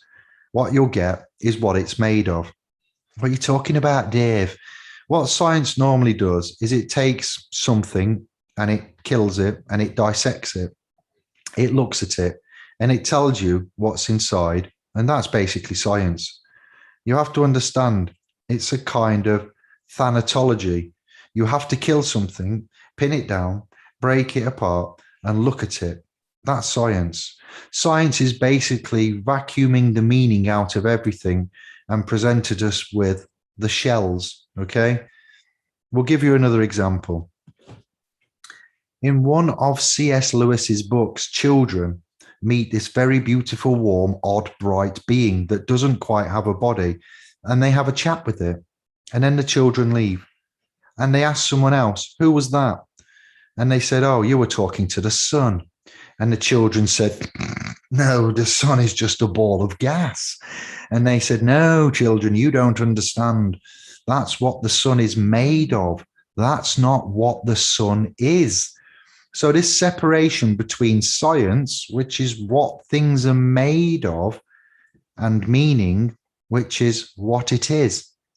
It is one of the first battlegrounds of Madame Blavatsky's information from all of the ancient religions and philosophy that she represented, was to bring man, people, consciousness back to the world of spirit by reintroducing them to ancient wisdom. And she specifically called it ancient wisdom. And I'm saying this because the tendency of the time was to get caught up in her activities or the phenomenology, miracles. And she was trying to say, look, it's child's play. Don't get distracted by it. You need to know the wisdom. She brought in all of this wisdom and dropped it off in her books, it seems. And luckily, she met this lady called Annie Besant, who was a suffragette, a revolutionary, two-fisted, strong woman who wanted to get things done. And she passed on the society to Madame Blavatsky. Madame Blavatsky passed on the society to Annie Besant because she knew Annie could what? She could get it done. But Annie Besant did not have Madame Blavatsky's psychic gifts. She had something that was probably equally important, and that's some political savvy. So she carried the organization. She discovered Krishnamurti. Steiner said, no, it's not Jesus. Jesus is not Maitreya. He's not Bodhisattva. I don't know Steiner ever said who he thought Krishnamurti was, because as you all know, Krishnamurti stayed in the Theosophical, as you all will know, Krishnamurti stayed in the Theosophical Society for some time. And then when he broke away, he became one of the most famous teachers of the century. So whoever he was somebody important. My point is this: whatever the Theosophical Society saw in him, it was something good and it survived. And he wrote incredible books. And his lectures are actually on YouTube, initiates. You can actually just go and search him up and listen to Krishnamurti. These videos and presentations are extremely profound. Krishnamurti was interested in one thing when he got to the end of his life. And he said that the human being has to have complete freedom inside themselves. He said, we're beyond the nursemaid. We're beyond the priest telling us, now it's our turn. Each of us has to become a priest and a priestess unto ourselves. Now, this was a huge, massive message, and this actually frightened people, because what does that then do to the religious institutions, initiates, scribes, fam? What does that do? If you go along saying, we're beyond the nursemaid, we're beyond the priest telling us now it's our turn, each of us has to become a priest and a priestess unto ourselves. He didn't say you couldn't study them. He said they're not going to give you the answer to your heart's desire. They will give you wisdom, the wisdom. They'll give you wisdom, they will give you teachings, but they won't give you the answer to your heart's desire. Now we need to realize how significant he was in his teachings, and how significant that discovery was, and how that all came out of this stream. I want you to see these as rivers. These are rivers of teachings, and you can go back at any point in these rivers and get tremendous treasure out of any branch and bring it up to the future, to modern day times, because times have changed. So you've got to update and apply it. Continuous improvement. That's what we say, don't we? Am I making sense? So when they disagreed, Steiner bailed from the Theosophical Society in around 1910, and in 1912 he started the Anthroposophical Society, Anthropos being the study of the human. Anthroposophical Society, yes, Anthropos. Now Theosophy continued. So I want you to see all the Asian streams and everything that Blavatsky put on the launch pad continue to influence art, science, culture, particularly in Europe, America. And a lot of the times behind the scenes, you will find people like Tesla, Nikola Tesla, Edison, and Westinghouse influenced by this. All of these famous scientists and inventors were on the brink of, I mentioned Einstein as well, we're on the brink of psychic research and scientific research, and nearly every one of them read Helena Madame Blavatsky's work. You need to be aware of this. She's been so marginalized by the history books, and yet she was a major figure in the 20th century. Figure that. And if you go back and look, you'll see she's influenced, who she's influenced, an incredible list of people in countries all over the world. She influenced a man called George Russell. Who's that? He's a fantastic character from Ireland, who basically was the main fire of the Irish literary renaissance, with a man called William Butler Yeats. And all the great Irish poets and writers have sprouted in Ireland. They came out from Russell, who was basically following exercises and teachings from Blavatsky and pouring them into old Celtic legends and finding out the meanings of the Celtic legends all over again. And it wasn't just Ireland. That's one example, Blavatsky, of Madame Blavatsky. You know, that's just one example. Bad grammar here. I need to edit this. Madame Blavatsky returned to India.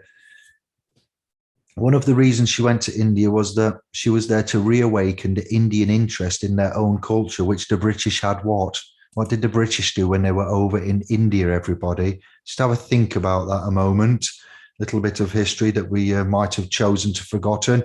The British Empire, God save the Queen, and the royalty and their honourability. They seem to just blot that bit out there, you know, chopping off hands and pillaging and raping continents for the good of the empire. That's what we did to India, in essence. I want you to see how significant she was, and the stream continues. It continues today. It continues now. Steiner's Anthroposophical Society, when it sprouted and grew legs in Germany, suddenly biodynamic farming, totally organic farming, that's so devoted to the earth that they talk to the elemental spirits. What? Biodynamic medicine, you know, where you treat the body, the soul, the spirit. It's just as comprehensive as Ayurvedic medicine, but it uses all of Western science with it, okay? Wylida Cosmetics, all the natural organic cosmetic companies that appeared in Switzerland appeared as a result of Steiner's influence. He started a whole new trend of architecture, and these schools called Waldorf schools, there's about 800 around the world now, and they teach the child believing that the child already has a soul, so that they already come in with something that has to then be brought forward. They do not treat the child as a pot to put a stick in. They treat the child as a match you light on fire. It's a very different approach.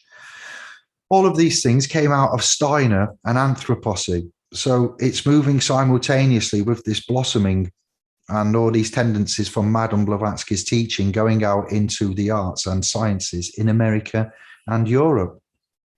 So there's a little picture of where we were. And now, you know, you got to sit up straight in your chair, take a breath, look at this and realize It's happening right now, all over again. It's just another case of history repeating.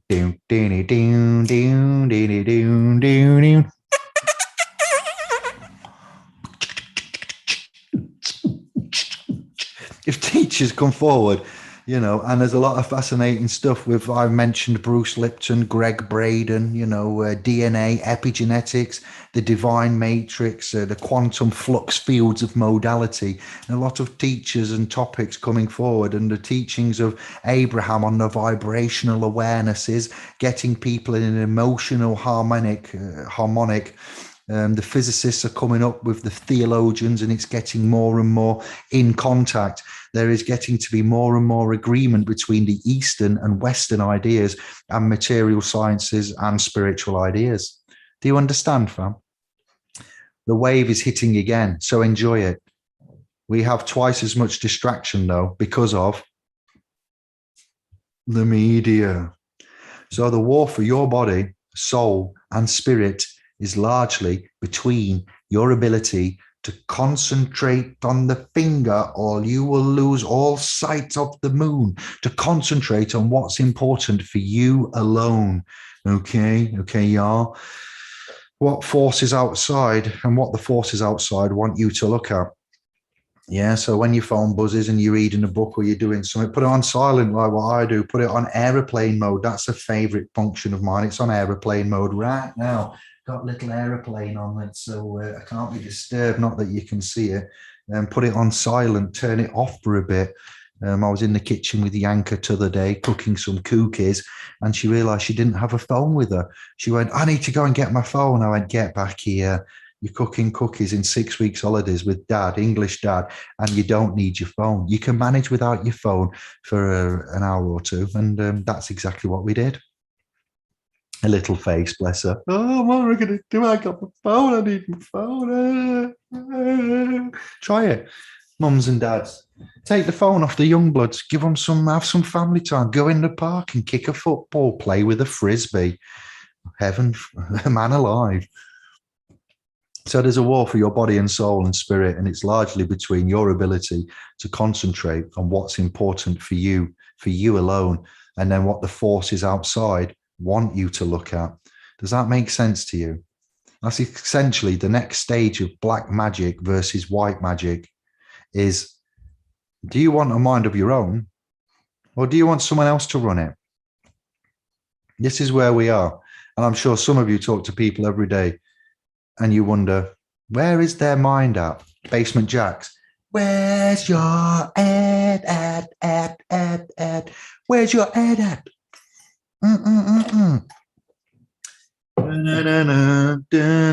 Quality tune that was. The Basement Jacks.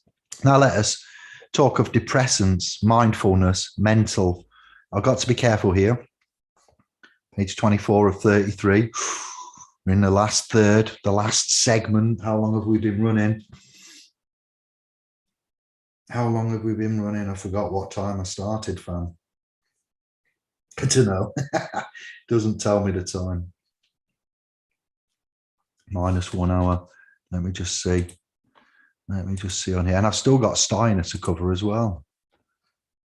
22 watching. Shabba, Rahman, Lisa, Tilly, Kevin, Miss Patterson, Gansders. Let me just refresh and say hello. I just need to take a little bit of a break from that. We're going into depression and mindfulness. Oh, baby. What do you think so far? What are the comments? We continue our Unipack tradition way of giving thanks to each animal taken for substance, e.g. a drink of water, and words of gratefulness to the animal spirit for giving it. Oh, bless up. 104 minutes ago you started. That's not bad. In 1 hour and 40. All right, because I'm trying to be slow as well and get it done reasonably calmly. 1 hour and 40 for 24 pages. There's only 12,000 words. I could have done that in 15 minutes a year ago. Finished. Rebel without the pause. Right, let's go then. Thank you for that, Tilly. Let us speak of depressants. All modern medicines, as a rule, are coming with side effects. I'm not giving medical advice to my moderators of the channel. I'm not giving any advice at all. I'm speaking facts. When you look at, I'm speaking of depressants. So anything, alcohol is a depressant. Cannabis could be a depressant. Sugar, chocolate, coffee, nicotine, caffeine, lots of things. Stress can be a depressant. Forced and voluntary commercial prostitution can be a depressant. Being told that you've got to do something by the established state, government, ministers, anything, mums and dads speaking to, mandating the family rules can be a depressant sometimes. There are lots of depressants out there. But when we look at modern medications that are coming with a list of side effects, we look at anything that, not just modern medications, anything that's processed, anything that isn't organic and man-made and wholesome and natural. All right, these things called the liver. If you want to put a block of ice in your liver, you would have man-made, synthesized products. We used to be herbalists, okay, but now we're not. We eat from Food and Drug Administrative approved products that are wrapped in plastic, given preservatives, and full of ingredients of which don't occur in nature. And that comes in the form of medicine and food and drugs in general. So when you do take synthetic, non-organic, being very careful here with what I'm saying, all right? But that's a fact. It will prevent you from your medication, whatever it is. You know, some people self-medicate. Wine o'clock. Alcohol is self-medicating. I'm going to say that, you know, cirrhosis of the liver. What happens there? It numbs you out, basically. Things don't work properly. It prevents you from digesting the finer elements of the food and carrying them into the bloodstream to be distributed to the cells.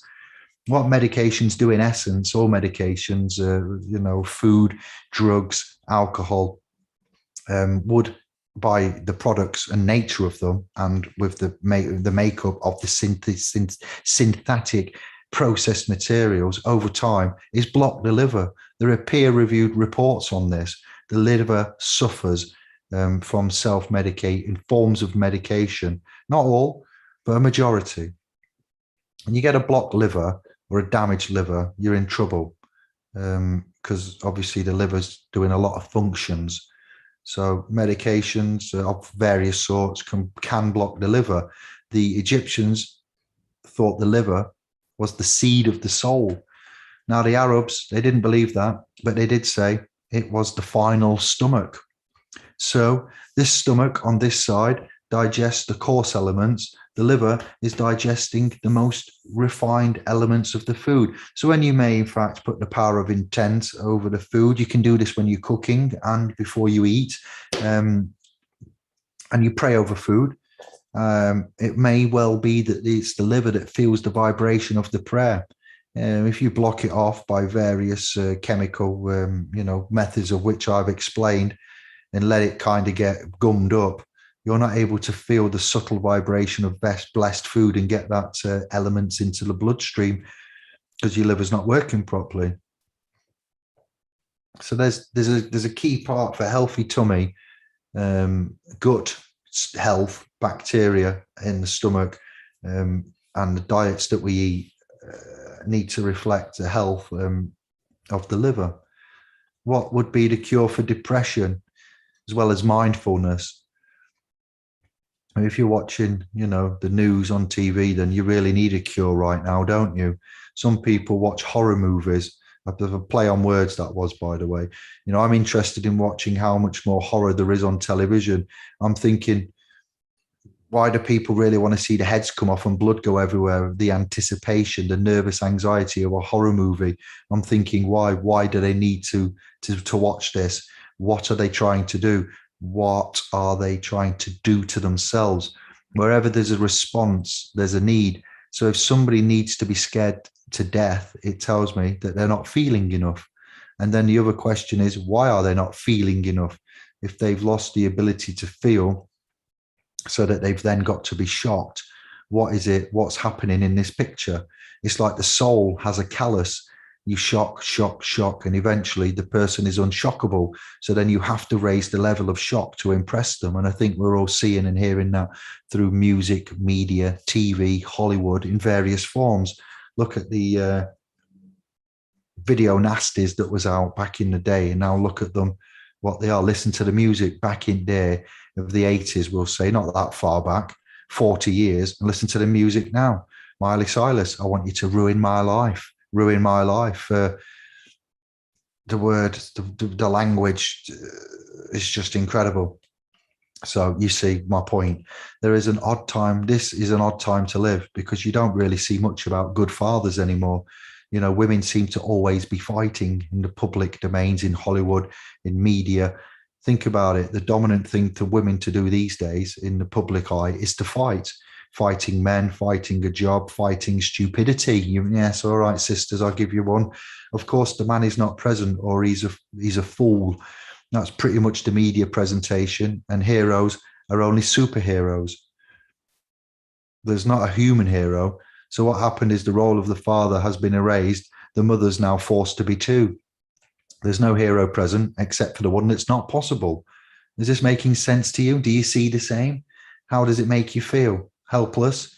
Now, if a child is helpless, they will run to mum or dad. But if mum or dad is helpless, who are you going to run to?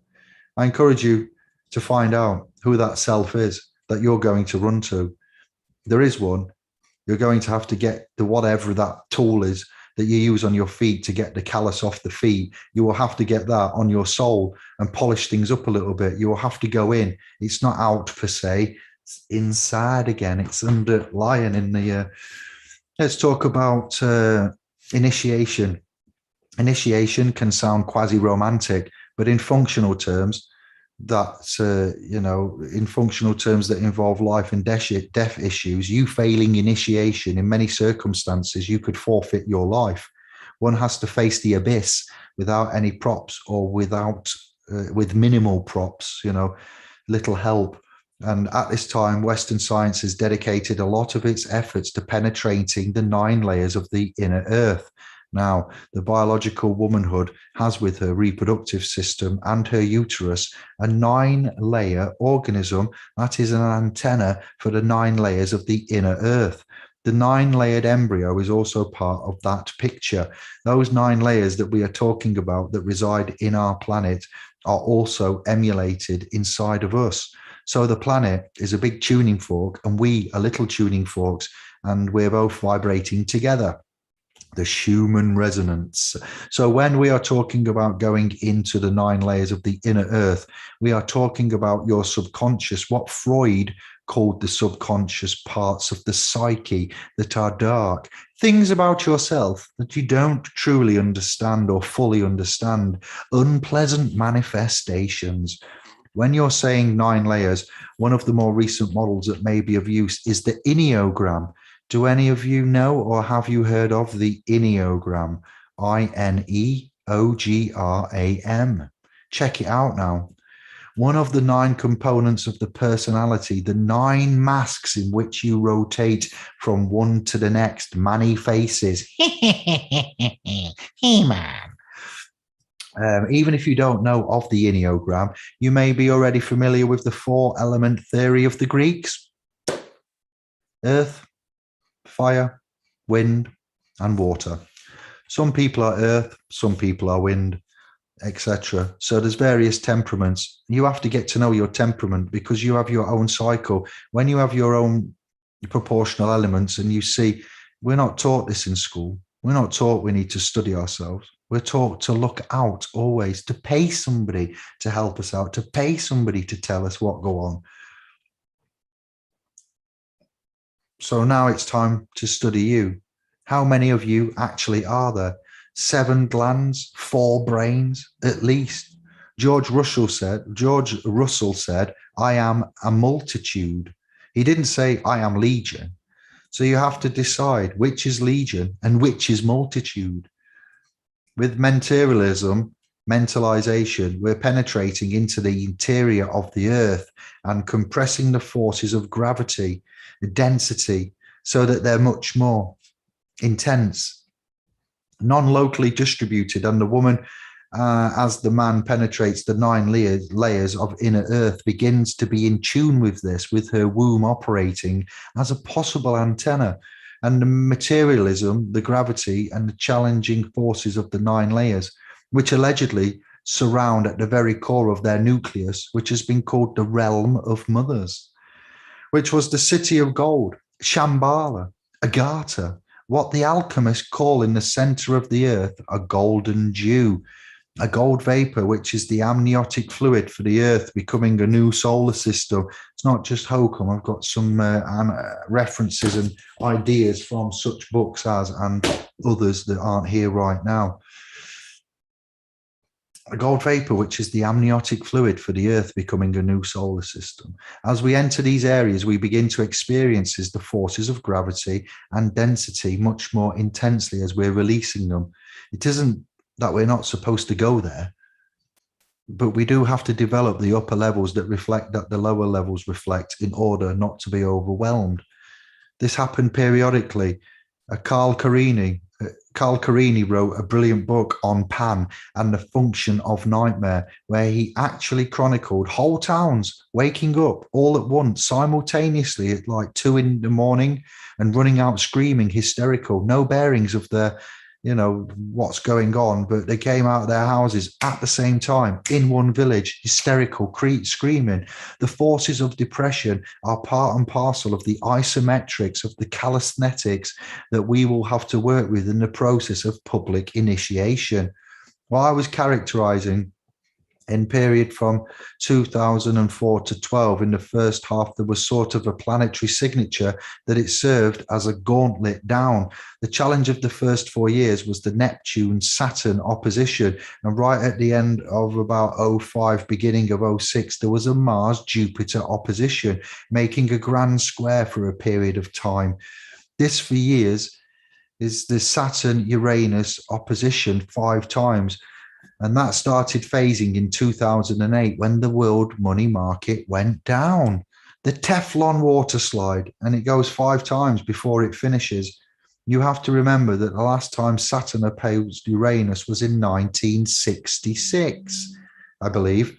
It's sort of the center flashpoint for the revolutionary 60s. At that time, Uranus was conjunct to Pluto, opposed Saturn. Now they're both square. Pluto and Jupiter was coming in. Remember that when you have a square, you have an ambush, like when you corral an animal. It's a square, it's a corral. Energies get trapped in a box. They're forced to feel each other. So when you've got this Pluto square that we're talking about, Pluto is a planet of alchemy, death, and transformation. So when transformation is being forced, that means it doesn't feel very good. I hate to be the bearer of bizarre news, but you've all seen worse. So this square of Pluto is about meeting the shadow and being forced to deal with it. You want a little yoga trick to help you deal with the shadow. Is it Groundhog or is it Jesus who sees his own shadow? It's neither one. It's you. When you come out of the tomb, you see your own shadow. So what the Essenes and the therapeutics in Egypt used to do was to stand at sunrise and look at a white wall. It has to be whitewashed, brilliant, white, white, white. I'll wear the white one, ma'am. Oh, ma'am, the sun is on your back. And as you look at your shadow and you project with your extremely well-developed concentration, which you have when you do this at your shadow of yourself, you will gaze at this shadow. As you gaze at the back of the neck, right where the hangman's noose goes, right where the guillotine cuts, and you will look at the back of the neck of the shadow until your eyes water, and then let yourself blink, wash your eyes, and do it how many times? Thrice. Do it 3. Christ was in the grave how many days? 3. You do 3 blinks, look at your shadow. Imagine it's yourself, and you will lure your 9 layers of inner earth out. You will start to suspect things. You will start to have emotions. I cannot tell you because each person is different. This is a wonderful yoga and you'll process it really fast. There's nothing more menacing than your shadow once you put yourself into it. It's like a child running up the stairs at night because they know something is behind them.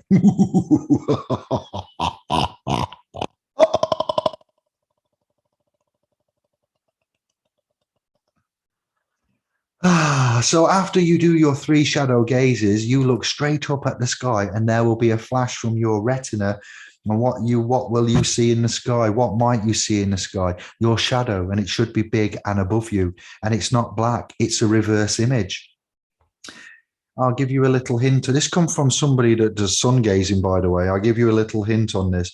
If you're staring at your shadow, you have to trust yourself, prove it to yourself. It doesn't matter what I say. I give you an exercise. You've got to prove it to yourself. It's not like, yeah, I'm not going to leave that bit out. When you're looking at your shadow, you might see a color around the border. That could be interpreted as the color of your aura. You'll see it with your physical eye, not your psychic eye. You will see it with your optic nerve. When you close your eyes, you may also see a color also. And this first color could be the color of your guardian angel. The second color, it will change. It will be the opposite again. And that will be your second guardian, third guardian, fourth guardian. I'm like, okay, I haven't quite got that far myself, but your brain will possess the luminous images and it will give you the colors that you need to work with during meditation periods. You don't need to be a master to do it. You don't need a master to do it. Just put it in your little to-do list, and you do need a nice sunny day. So we're pretty much scuppered now in England. You need a really white wall to work with, the shadow forces, okay? Very, very ancient exercise. That's also helpful for processing depression, but it's too severe for a depressive to do that exercise. Does that make sense to you, that it's too severe? If you have depressive or suicidal thoughts, tendencies, what you do is you turn them around to face the sunrise. And that's a 40-day protocol. And they cannot do it on medication because it will block the harmonic frequency of the sun in the 40 days protocol. Each day, they have to watch the sunrise come up. You don't have to stare at the sun. I'm not telling you to stare. I said, watch the sun come up at sunrise. I'm not on about sun gazing or focusing on the powerful sun, because that may be what message your eyesight up. But this process is about watching the sunrise come up. You don't have to stare at the sun, although you might want to after a while. And the endocrine system, the chemistry of the endocrine system will be completely changed. Photons fire the photon torpedoes. You've really got to fill up on it. You fill up your tank of optimism with the sun, basically, because it has the power to sustain the earth and it has the power to sustain man. Artificial light will not cut it. As seductive as it is, two things are very seductive in modern life: sugar and artificial light. Computer light can be very beautiful. Beautiful neon colors, towers of neon, as I said at the beginning. None of it's real, though. High digital plasma, TVs, anything to keep you from looking at what? At sky, the sky and the sun and the stars. The rest of it, this media, is a distraction. So between the sun and you don't really need much else except for your shadow. Sonic the Hedgehog and shadow. Keeping the dissident master distractor factor in mind, I find that it seems as seeming as such. Everyone is in principle experience what the disciples experienced during the 3 years with Christ, which isn't fun and it isn't pretty. You've got to strip to the core in order to tune in, to carry in some way possible the entire macrocosmic template within our human bodies. As the etheric forces and the tree of life are loosened, as they are opened up or being quickened and energized in the whole aura of the earth, time seems to be accelerating. It's not a relative phenomenon. You can actually get a good historical function view of that, in time.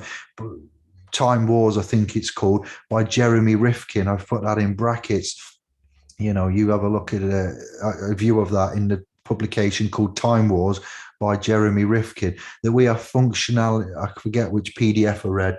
That's a grey area, but it could be right. I need to check it. That we are functionally changing the tuning forks that we use to put ourselves in line with it as far as time measurement. And a number of people have begun to explain to David that they seem to feel like they're living a number of lifetimes in one lifetime.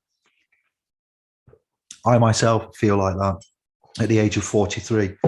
Things seem to be getting faster and more interpenetrating and more intense. It doesn't seem to be slowing down, and it seems to be getting exponentially faster, leapfrogging. Those of us who can orient or develop the stable state of physics of the soul will or should be able to navigate these new energies and map them, and in the process be able to emulate the miracles of the masters and Christ Jesus, as it were. We will be able to enact the full ability of our higher selves to begin to bring it in as creator beings or as co-creator beings, going back right to the beginning there now, yes, with nature and intellect. Those of us who are told have put some work into this, it's been a labor of love, let me tell you, and I'm not even finished.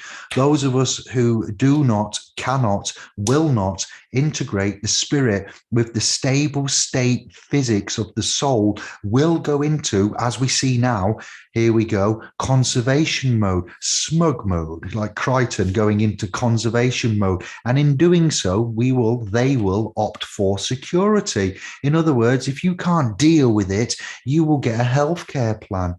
I'm choosing my words very carefully here because I want this video to remain. Interpret, read between the lines. In other words, the need, you will feel the need because of the pace of life. You will feel to be taken care of like you have never felt it before. Does that make sense to you? You know, do you think that that's real? A realistic description of what's going off, what we're seeing, our families and also strangers? You're not imagining it, okay? You are fine.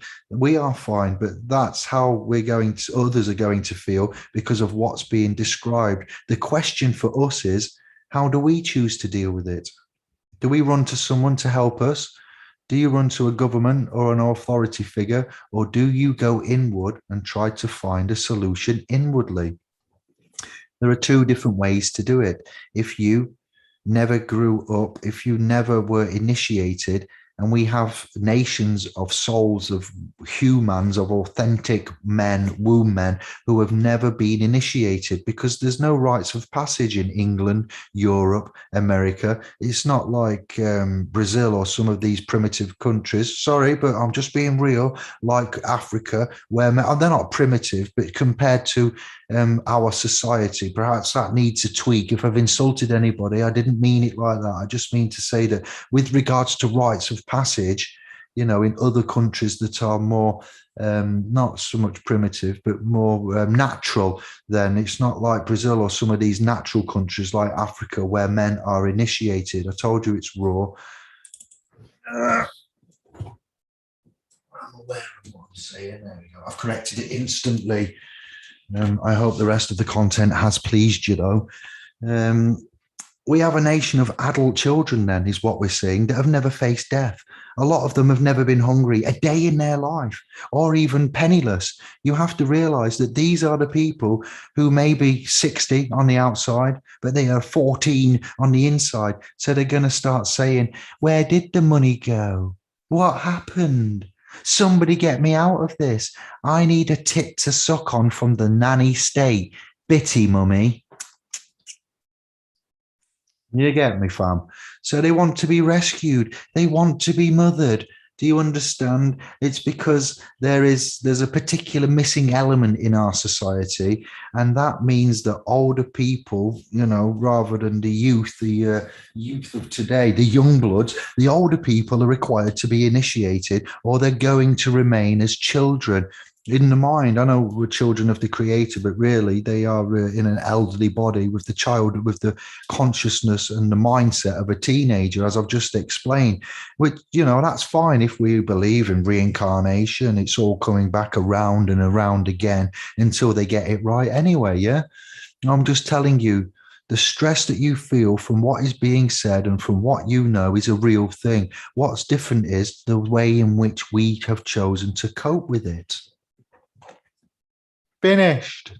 Come on. Whoosh. 25 in the house. Right.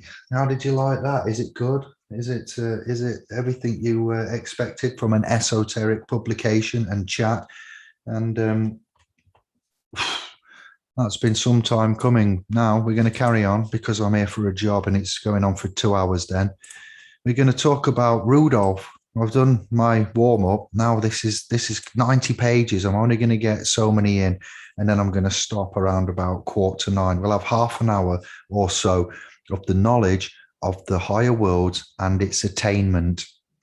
A revised and enlarged edition of the way of initiation, with initiation and its results. My initiation came from Hermes Trismegistus. If you just joined, I'm looking at these kind of publications there. That would be the Royal Collector's Edition of the Corpus Hermeticum, all right, by Hermes Trismegistus. It's not massive at all. It's easily managed. We could read that on a medium coach or bus or train journey. Again, this one, the Kabbalion, translated by the 3 initiates. All right, so initiations coming through.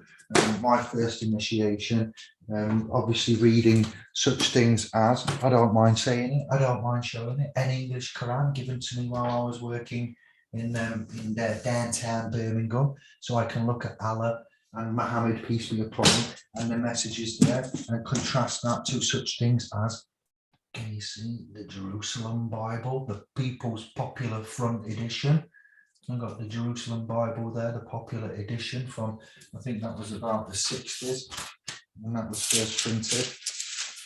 If you've never heard of the Jerusalem Bible, 1974, first published in 1966. What did I say about the year and the times? And that's popped up in my my publications there. It's only got one post-it note in it so far. It's about the tax loophole that's contained within the Bible, the tax loophole. And we've got the KJV with my other such Holy Bible, red letter version. That's another type of initiation there. Lots of markers for the points of. And then the Apocrypha. And that's not all that I've been initiated with, but this is how it goes. So Rudolf Steiner, legend. This was first published in August 1923. So I can read this, and it's out of copyright, channel moderators and everybody. It's available on YouTube. There's tens of channels with Steiner publications, and you can listen to this as an audiobook where I first found it. Okay. And it hasn't been taken down. So I don't expect any kickback from this. I don't want any, I can't afford any strikes and so forth, which is why I'm being so careful. The way of initiation. How is knowledge of the higher world attained? There slumber in every human being faculties by means of which he can acquire for himself a knowledge of higher worlds. Mystics, Gnostics, Theosophists all speak of a world of a soul and spirit, for which for them is just as real as the world we see with our physical eyes and touch with our physical hands. At every moment, the listener may say to himself, that of which they speak, I too can learn. If I develop within myself certain powers which to today still slumber within me, there remains only one question: how to set to work to develop such faculties for this purpose. They only can give advice. They only can give advice who already possess such powers. As long as the human race has existed, there has always been a method of training, in the course of which individuals possessing these higher faculties gave instruction to others who were in search of them. Such a training is called occult, esoteric training, and the instruction thereby received is called occult, esoteric teaching, or spiritual science. This designation naturally awakens misunderstanding. The listener may be very easily misled into the belief that this training is the concern of a special privileged class, withholding its knowledge arbitrarily from its fellow creatures. They may even think that nothing of real importance lies behind such knowledge. For if it were true knowledge, he is tempted to think, there would be no need to make a secret of it. it might be publicly imparted and its advantages made to all. They who have been initiated into the nature of this higher knowledge are not in the least surprised that the uninitiated should so think. For the secret of initiation can only be understood by those who have a certain degree experienced, those who have to a certain degree experienced this incarnation into the higher knowledge of existence. The question may be raised, how, then, are the uninitiated under these circumstances to develop any human interest in this so-called esoteric knowledge? How and why are they to seek for something of whose nature they can form no idea? Such a question is based upon an entirely erroneous conception of the real nature of esoteric knowledge. There is, in truth, no difference between esoteric knowledge and all the rest of man's knowledge and proficiency.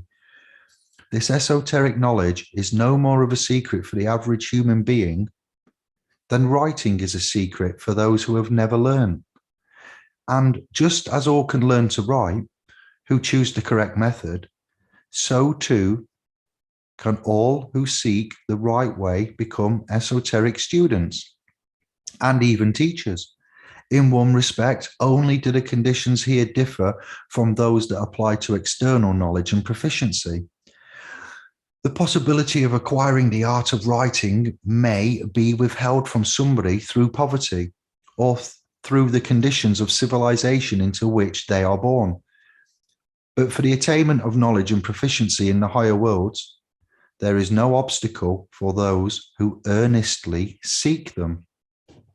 Many believe that they must discover, at one place or another, the masters of higher knowledge in order to receive enlightenment from them. Now, in the first place, whoever strives earnestly after higher knowledge will shun no exertion and fear no obstacle in his search for an initiate who can lead them into the higher knowledge of the world. On the other hand, everyone may be certain that the initiation will find him under all circumstances. Let me rewind. On the other hand, everyone may be certain that initiation will find them under all circumstances if they give proof of an earnest and worthy endeavor to attain this knowledge. A bit like trust law, the intent, the three certainties, subject matter, objects, intention. Yeah, what's the intent? The consciousness, the conscionable actions. It is a natural law among all initiates to withhold from no man the knowledge that is due to him. But there is an equally natural law which lays down that no word of esoteric knowledge shall be imparted to anybody not qualified to receive it. And the more strictly he observed these laws, the more perfect is an initiate. The bond of union embracing all initiates is spiritual and is not external.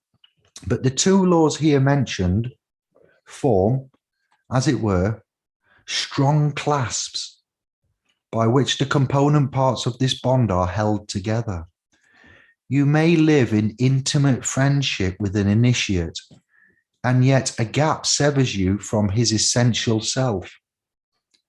So long as you have not become an initiate yourself, you may enjoy in the fullest sense the heart, the love of an initiate, yet he will only confide his knowledge to you when you are ripe for it. You may flatter him, you may torture him. Nothing can induce him to betray anything to you, inasmuch as you at the present stage of your evolution are not competent to receive it into your soul in the right way. The methods by which a student is prepared for the reception of higher knowledge are minutely prescribed. The direction he is to take is traced with unfading, everlasting letters into the worlds of the spirit, where the initiates guard the higher secrets. In ancient times, anterior to our history, the temples of the spirits were also outwardly visible. Today, because our life has become so unspiritual, they are not to be found in the world visible to external sight. Yet they are present spiritually everywhere, and all who seek may find them. Only within his own soul can a man find the means to unseal the lips of an initiate. He must develop within himself certain faculties to a definite degree, and then the highest treasures of the spirits can become his own.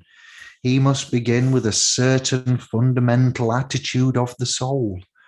In spiritual science, this fundamental attitude is called the path of veneration, of devotion for truth and knowledge. Without this attitude, no one can become a student. The disposition shown in their childhood by subsequent students of higher knowledge is well known to the experienced in these matters. There are children who look up with religious awe to those whom they venerate. For such people have a respect for such people, they have a respect which forbids them, even in the deepest recesses of their heart, to harbor any thought of criticism or opposition. Such children grow up into young men and women who feel happy when they are able to look up anything that fills them with veneration. From the ranks of such children are recruited many students of higher knowledge. Have you ever paused outside the door of some venerated person? And have you, on this your first visit, felt a religious awe as you pressed on the handle to enter the room for you, which is a holy place? If so, a feeling has been manifested within you, which may be the germ of your future adherence to the path of knowledge. It is a blessing for every human being in the process of development to have such feelings upon which to build. Only it must not be thought that this disposition leads to submissiveness and slavery. What was once a childish veneration for persons becomes later a veneration for truth and knowledge. Experience teaches that they best hold their heads erect, who have learnt to venerate where veneration is due. And veneration is always due when it flows from the depths of the heart.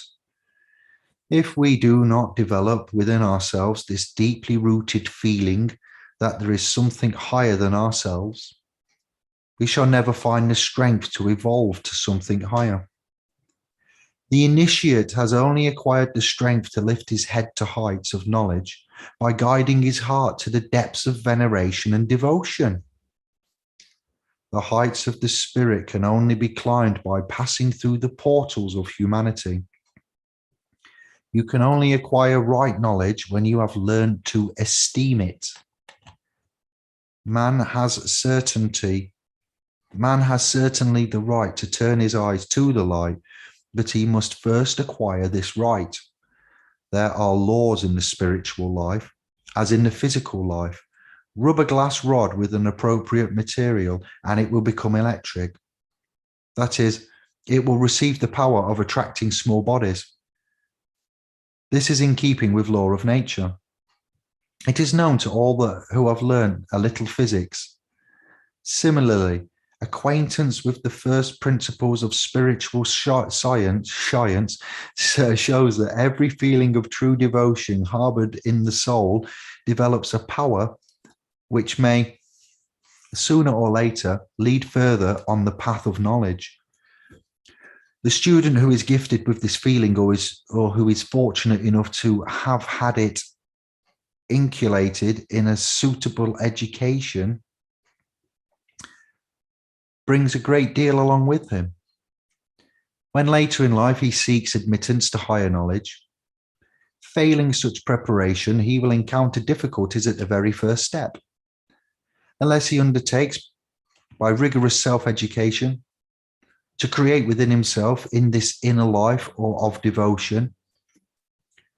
In our time, it is especially important that full attention be paid to this point. Our civilization tends more critical judgment and condemnation than towards devotion and selflessness veneration. Our children already criticize far more than they worship. But in every criticism, every adverse judgment passed disperses the powers of the soul for the attainment of higher knowledge, in the same measure that all veneration and reverence develops in them. In this, we do not wish to say anything against our civilization. There is no question here of leveling criticism against it. To this critical faculty, this self-conscious human judgment, this prove all things and hold fast what is best, we owe the greatness of our civilization. Man could never have attained to the science, the industry, the commerce, the legal advantages of our time had he not applied to all things the standard of his critical judgment. But what we have thereby gained in external culture, we have had to pay for with a corresponding loss of higher knowledge of spirit life. It must be emphasized that the higher knowledge is not concerned with the veneration of persons, but the veneration of truth and knowledge. Now, the one thing that everyone must at once admit is the difficulty for those involved in the external civilization of our time to advance to the knowledge of the higher worlds. They can only do so if they work energetically at themselves. At a time when the conditions of material life were simpler, the attainment of spiritual knowledge was easier. Objects of veneration and worship stood out in better relief from the ordinary things of the world. In an epoch of criticism, ideals are lowered. Other feelings take the place of veneration, respect, prayer, and wonder. Our own age thrusts these feelings further and further into the background, so that they can only be conveyed to man through his everyday life, in a very small degree. Whoever seeks higher knowledge must create it for himself. He must instill it into his soul. It cannot be done by study. It can only be done through life. Jesus wasn't known for his teachings. He was known for his doings. That's just my little addition there. Whoever, therefore, wishes to become a student of higher knowledge must audaciously cultivate this inner life of devotion. Everywhere in his environment and in his experiences, he must seek motives of admiration and homage. If I meet a man and blame him for his weakness, I rob myself of power to attain higher knowledge. But if I try to enter lovingly into his merits, I gather such power. The student must continually be intent upon following this advice. The spiritually experienced know how much they owe to the circumstance that, in the face of all things, they ever again turn to the good and withhold adverse judgment. But this must not remain an external rule of life. Rather, it must take possession of our innermost soul. Man has it in his power to protect himself and, in time, completely transform himself. But this transformation must take place in his innermost self, in his thought life. It is not enough that I show respect only in my outward bearing. I must have this respect in my thoughts. The student must begin by absorbing this devotion into his thought life. He must be wary of thoughts of disrespect, of adverse criticism. That's hard for me being sarcastic, Kevin. There's some, of all of us, but some people with a certain cheeky nature and a downright disrespect for the and I'm only including myself here, even though I just briefly mentioned Kevin. This is about me. Disrespect for the Templar legal system.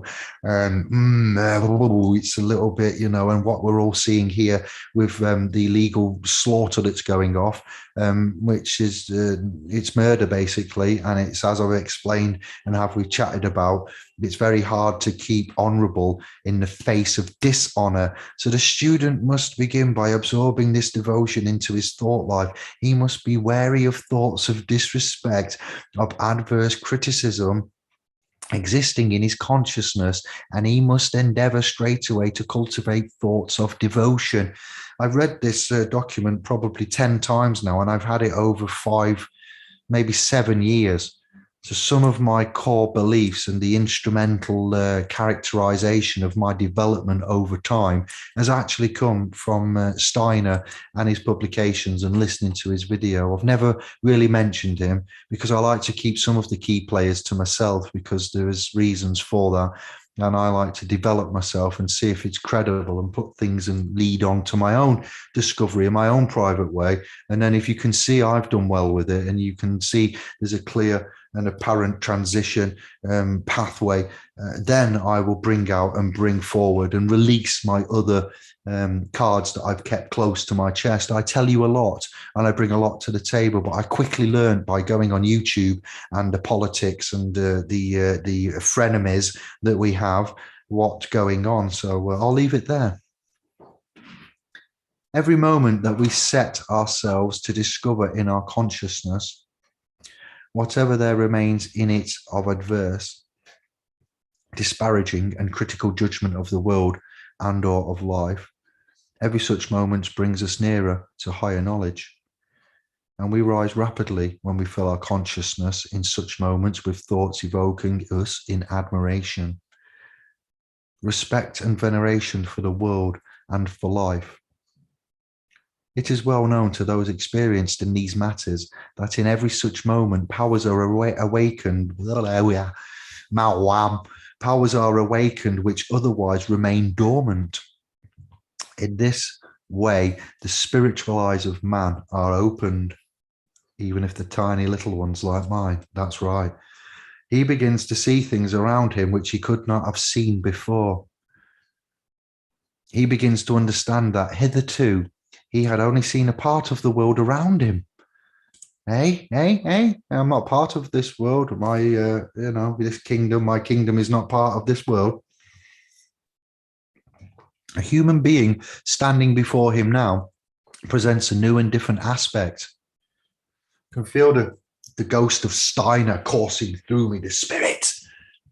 Blavatsky and Steiner, chat group, Telegram, SPLs, Esoteric, the fists will bump of us all. If you're interested in this and you want to learn more, and this has been right up your street and it's floated your boat right out, get ready, because Initiate David will be more than happy to host. I haven't got time. We really haven't. There's too much going off, but this is something in text, sharing books, publications. This is one of the best readings and articles I ever did lay eye upon. He begins to understand that hitherto he had only seen a part of the world around him. A human being standing before him now presents a new and different aspect. Oh, pardon me. Of course, this rule of life alone will not yet enable him to see, for instance, what is described as the human aura, because for this purpose, a still higher training is necessary. But he can rise to this higher training if he has previously undergone a rigorous training in devotion. In the footnote, in the last chapter of his book, Theosophy, the author describes fully this path of knowledge. Here, it is only intended to give some practical details. So Rudolph's obviously written a book there. He's the author of this, The Path of Knowledge. Noiseless and unnoticed by the outer world is the treading of the path of knowledge. No change need to be noticed in the student. He performs his duties as hitherto. He attends to his business as before. The transformation goes only in the inner part of the soul, hidden from outward sight. At first, his entire inner life is flooded by this harmony of devotion for everything which is truly venerable. His entire soul life finds in this fundamental feeling its pivot. Just as the sun's rays vivify everything living, so does reverence in the student vivify all feelings of the soul. It is not easy at first to believe that feelings like reverence and respect have anything to do with cognition. This is due to the fact that we are inclined to set cognition aside as a faculty by itself, one that stands in no relation to what otherwise transpires in the soul. In so thinking, we do not bear in mind that it is the soul which exercises the faculty of cognition. And feelings are, for the soul, what food is for the body. If we give the body stones in place of bread, its activity will cease. It's the same with the soul. Veneration, homage, devotion are as nutrient, making it healthy and strong, especially strong for the activity of cognition. Disrespect, anthropy, under self-estimation of what deserves recognition exert a paralyzing and withering effect on this faculty of cognition. For the spiritually experienced, this fact is visible in the aura. A soul which harbors feelings of reverence and devotion produces a change in its aura. Certain spiritual colorings, as they may be called, yellow, red, and brown red in tone, vanish and are replaced by blue-red tints. Thereby, the cognitional faculty is ripened. It receives intelligence of facts in its environment, of which it has hitherto no idea.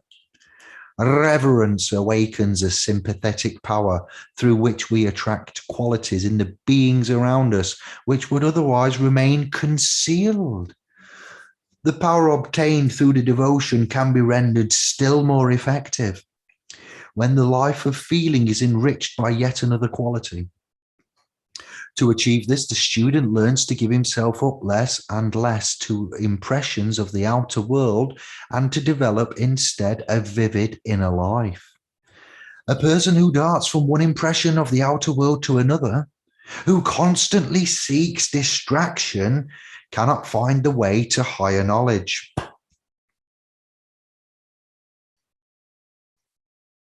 I'm letting that sink in. I'm not going to repeat that. You're going to have to rewind that. It's worthy of a rewind. Come on, Kez. Rewind selector. Rewind. When SPL say pro, selector. The student must not blunt himself to the outer world, but while lending himself to its impressions, he should be directed by his rich inner life.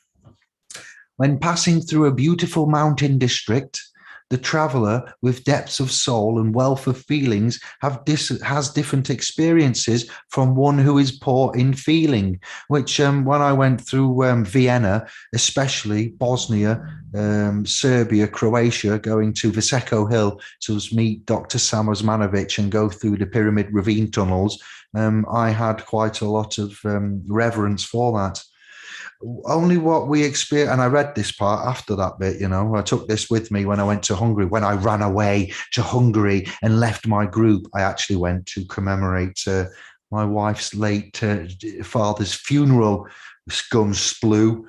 So when passing through a beautiful mountain district, the traveler with depth of soul and wealth of feeling has different experiences from one who is poor in feeling.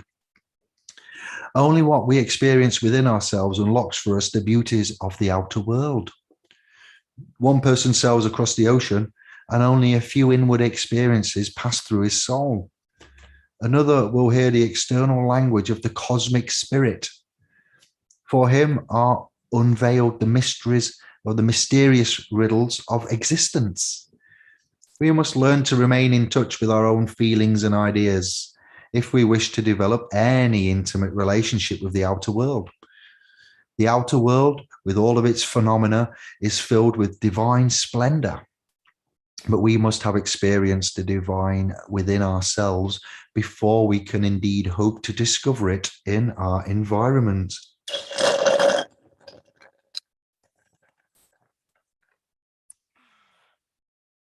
The student is told to set apart, oh, we can have some proper good times with this. Peter Piper picked a peckle pepper. The peckle Peter Piper picked the peckle pepper. Peter Piper picked the peckle Peter Piper picked a peckle pepper. Propria persona. The student is told to set apart moments in his daily life in which to withdraw into himself, quietly and alone. He is not to occupy himself with the affairs of his own ego. In such moments, this would result in the contrary of what is intended. He should rather let his experiences and the messages from the outer world re-echo within his completely silent self. Every flower, every animal, every action, every little step you take, be together, every action. Well, no, Bobby Brown, no. Get out. Just like the soul, get out. I've done too many hours. I've read too many words. We'll go to 9 o'clock and then we'll reconvene. We're on page 9 of 90. I've gone a ninth of the way through it. Every flower, every animal, every action will unveil to him in such silent moments secrets undreamed of. And thus he will prepare himself to receive quite new impressions of the outer world through quite different eyes. Realize. For the desire to enjoy impression after impression merely blunts the faculty of cognition. The latter, however, is nurtured and cultivated. If the enjoyment once experienced is allowed to reveal its message, thus the student must accustom himself not merely to let the environment reverberate, as it were, but rather to renounce any further enjoyment and work upon the past experience. The peril is very great. Instead of working inwardly, it is very easy to fall into the opposite habit of trying to exploit the enjoyment. Let no one undervalue the fact that unforeseen forces of error here confront the student. He must pass through a host of tempters of his soul. We've talked about the hero's journey and the 12 stages of the hero's journey. He must pass through a host of tempters of his soul. They would all harden his ego and imprison it within itself. He should rather open it wide for all the world. It is necessary that he should seek enjoyment, for only through enjoyment can the outer world reach him. That's why we have a joke and a laugh, and we remember to highlight the comedial side of things.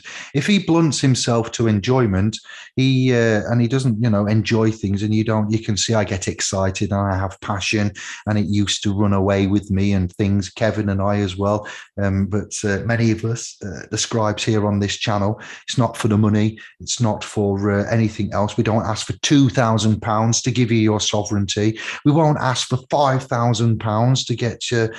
We do this out of enjoyment, out of love. We balance the scales of Anubis. We get the feather and the father and the heart alike, and we do this mostly out of enjoyment, love, enjoyment, and the sacred contracts. A universal non-sectarian remedy for all has been developed and put on the table. We have a charitable private trust of which we're pushing forward with, and this year in December it'll be in its 4th year. And we've mostly 90% of this time proper boa tell thee. We've enjoyed it. If he blunts himself to enjoyment, he becomes as a plant which cannot any longer draw up nourishment from its environment. Yet, if he stops short at the enjoyment, he shunts himself. Yet, if he stops short at the enjoyment, he shuts himself up within himself. He will only be something to himself and nothing to the world.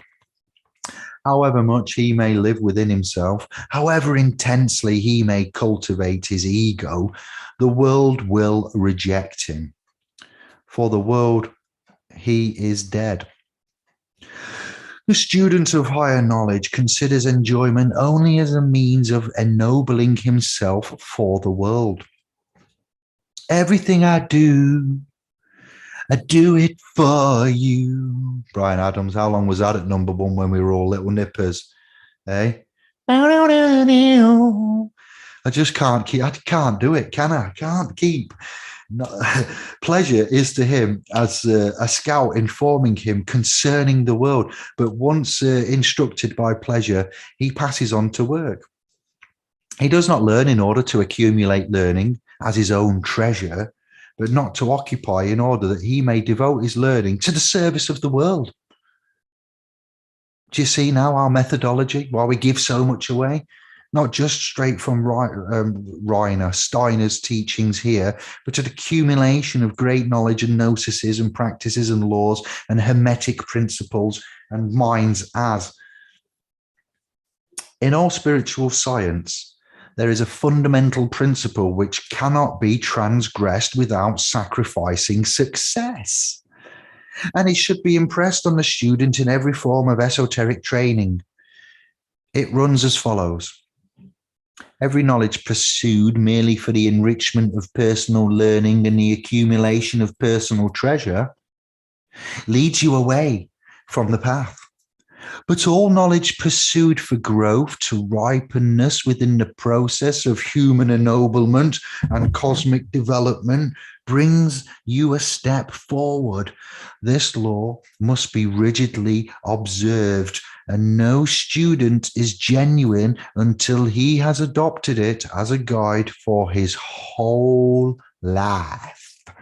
This truth can be expressed in the following short sentence. Every idea which does not become your ideal slays a force in your soul. Every idea which becomes your ideal creates within you life forces, young Padawans and Jedis, initiates of self and law. Proper sovereignty talk now. Proper sovereignty talk now. Keep your 2,000 pounds, all right? I can't resist it. I'm sorry. Inner tranquility. Where are we? We're going to read comments and then I'm going. We're stopping there. We're on page 10 of 90 and we're at the segue of inner tranquility. Let's look at some comments.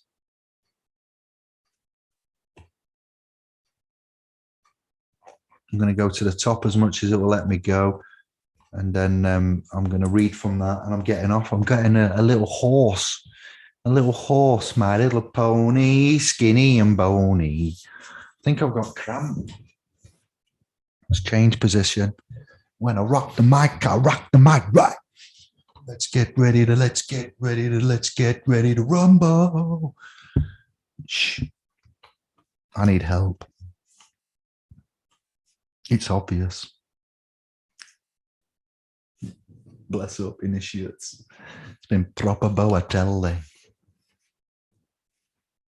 Actually got asked crease in the sofa from my sitting these hours. Maybe easier to me to get on here. Look, the laptop's playing slowness. I went looking for spirit. Yeah, we do this. I went looking for spirit. All I found was alcohol.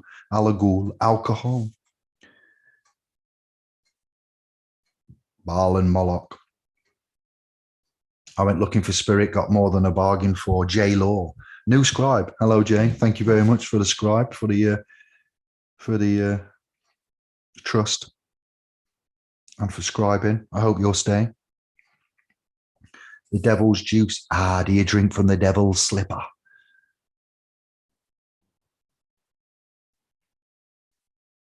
Merry spiritualist churches around. Scary shizzle. Oh, shizzle my nizzle. You keep your bizzle. What have you thought? Quick, get your comments in about today's presentation. Was it good? Was it a nice welcome back after a 2-week break? Did you enjoy it? Has it electrified you? Is there something there for you? Or marks out of 10? That'd be nice. How do you spell her name? Blavatsky. Yes, Helena, Madam Helena Blavatsky. Yeah.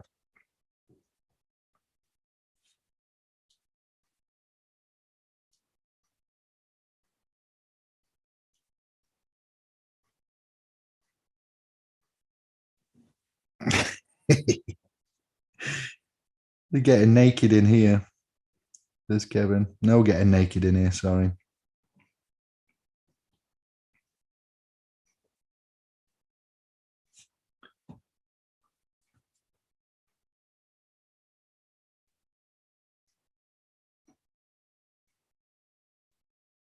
Is that Donna Summer's Disco? I Feel Love. Oh, Lisa, go on, sister. I'm not going to go for that one. I can't get up that high, but I know the tune.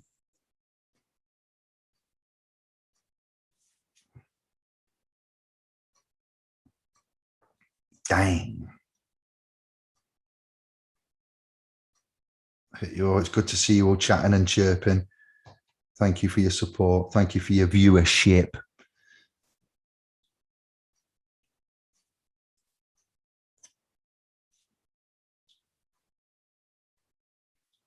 Yes, there are. This is what it's coming into, you see. Now, it's not so much devil worship and things like that. We're forming opinions and making ideas on things we're not truly qualified and knowledgeable on.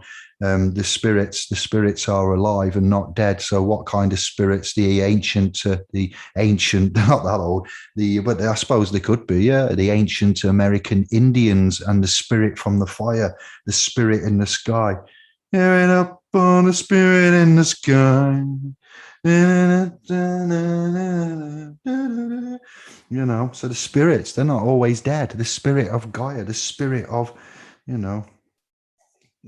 the creator, the Father, the Son, the Holy Ghost, the spirit, the ratification of faith. We give up a ghost as a Holy Spirit. I always reference the Holy Spirit, not the Holy Ghost. When we pass, there is a ghost that is given up there.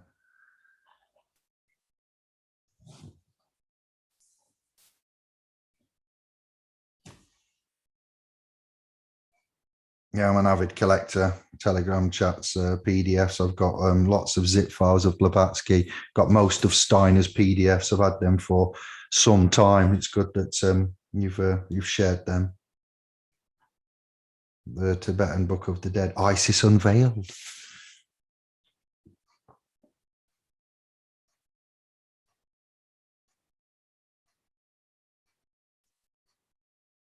Blavatsky's eyes are quite spooky. Look into the eyes, not around the eyes. Look into the eyes. 3, 2, 1. You're back in the room.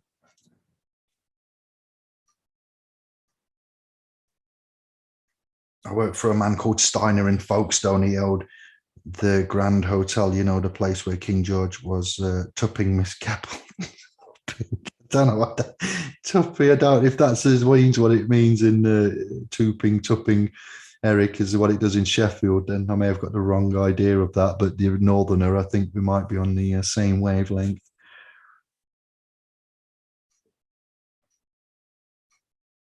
Fortis, Nazis, Tibet, Dalai Lama. Yes, heard the same. Jiddu Krishnamurti. It is no measure of good health to be well adjusted to a profoundly sick society. Yes.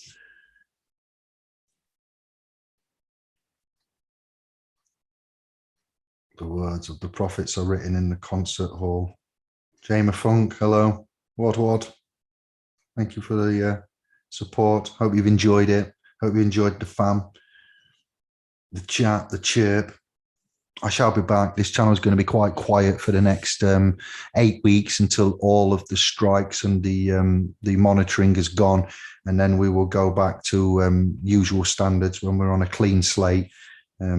I'm building it up so other platforms are not as interactive, and they're not. I've got to say, YouTube is not perfect, and it's got a narrative, and you can only say so much, but there are ways around it. We do this all the time. We box clever, and I've spent too much time to just delete this channel and or just to throw it away or to jeopardize it. And I like the fact of this community and what we can do and the potential. And it is the biggest platform out there. I've looked at others and I'm just not happy with them and the types of interactions. And we'll see. They're not all they're cracked up to be. And yeah, another 8 weeks. All right. And if you are a channel supporter, you've all got access to the top. Sorry, if you're in the bottom layer of support for this channel, you don't get access to the equity and trust course that we've just launched on SPLS Pro and private access. But if you're in the other remaining 3 layers from the bottom one up, you've all been given access to our equity and trust as a way of saying thank you for your support as well as content and posts that I do, the private posts I give you, information, chats, things like that. So I'm looking after you as much as you're looking after me. And it's, I like the way that this is structured and built. I don't want to go to other places as of yet, but just bear with for 8 weeks and things will get a little bit more political and as they used to be. But for the time being, I've still got time out waiting, one more issue, and it's Goodbye Vienna. Ah, Vienna, it means nothing to me.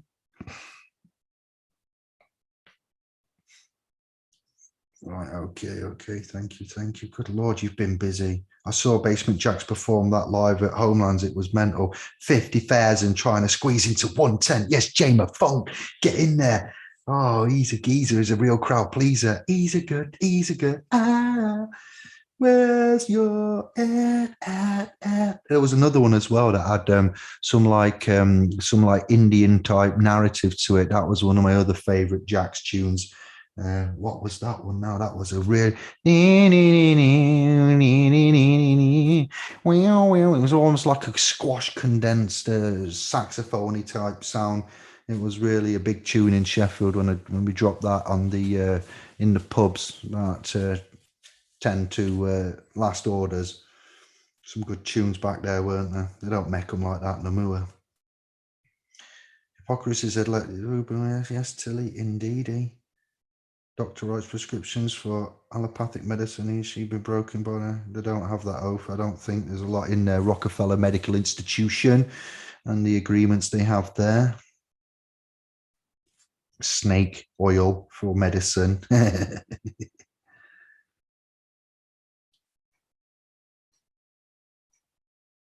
Lord, you have been busy. It's been good to be back.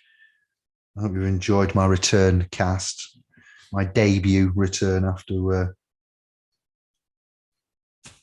the 2-week spell. Bring Kevin back. We've got some good news to bring you. We've got some new news. We've got too much to bring. We'll do it in increments. Find us in the Telegram chats and in SPLS Pro, and you'll get it there first. El Pozo.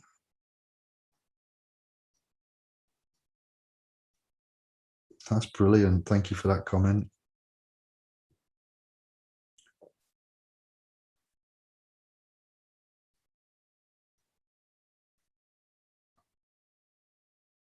Yeah, I'm reading them. El Caposo. I'm at 2020. Elocution, Lisa Bosch. If it ends with Tion, Tion, Sean, it's a contract. Bosch. I comprehend now. Look at it all go. Corporation. Civilization. Yeah. Macro particle. Have any of you private sovereigns considered forming an independent nation state like a micronation, for instance? I'm sure with a bit of fun. We have the Sovereign Republic of New Britain, and we would like support and we would like input, and we have considered that, and we have got something, but a nation state, not so much a nation state, a republic. I don't know, we'd have to discuss that further on another video, but yes, and it's a republic. Synchronicity brought me here this evening. I've been thinking some of your thoughts, David. Love your work, bro. Tus Nua. Bless up. Thank you very much. Back at you. We're all created in one another's image. Mikasa Sukasa. Tell me what you after. Drop, drop, drop, drop another one. Drop, drop, drop. Drop another one. Drop, drop, drop. Drop, drop another one. Ooh, ooh, ooh, ooh, ooh, ooh, ooh. I've got DJ Fresh going round. That's Mikasa Sukasa. Don't know why you're after.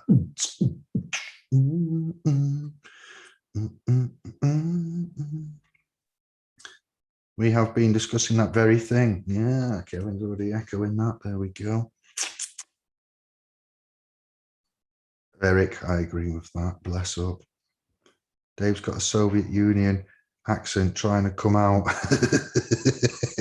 Comrade. Yeah, Svetlana.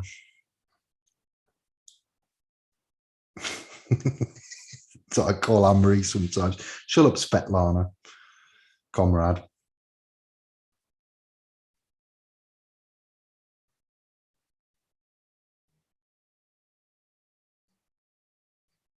It's been funny. It's been a good laugh. I needed to sit on the sofa. Apologies for the intrusive setup, but I needed it this way because I knew it had been a long time. I'd be here a while, and I had a lot to say, and I didn't want to rush it. Stovilla Elohim Ra, we never did actually get a chance to chat. Loved his work, his contrasts with etymological root references and that. Big respect to you. I'm going to have to check your channel out. We are going to have to link on some format if you would like. Big up to the man there for that work. And no other reason we haven't done that other than just busy as 10 men working commercial prostitution and doing everything else that we're doing. Excuses, we're full of them. I need to get in touch with Claudio. We need to have a proper hangout. We need to get some proper minds together. Email, go to splspro.com, drop me an email if you wouldn't mind. I'll search, see if I've emailed you. But Stovilla Elohim Ra, it's brought a smile to my face just saying them words.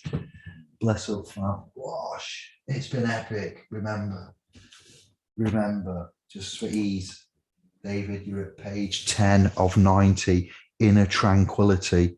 And we've got the knowledge of the higher worlds and its attainment. This has been a presentation, Initiates of Sovereign Spirit, Soul, Matter, Esoteric Consciousness. One thumbs down. I wonder who that might be from. I reckon I might know who that might be from, what channel that might be from. One of them, anyway. Yeah, the lion roar. Ooh. Thank you. Goodbye. Ciao for now. We'll be back soon. Next time I'll bring our Kevin and we'll bring you some good news. All right. We're going. If I can work out how to turn this off. Actually forgotten. It's only been 2 weeks. There it is. See you, everybody. Ciao for now. Arrivederci. Arigato. Bonjour. Farewell. Goodbye. Auf Wiedersehen.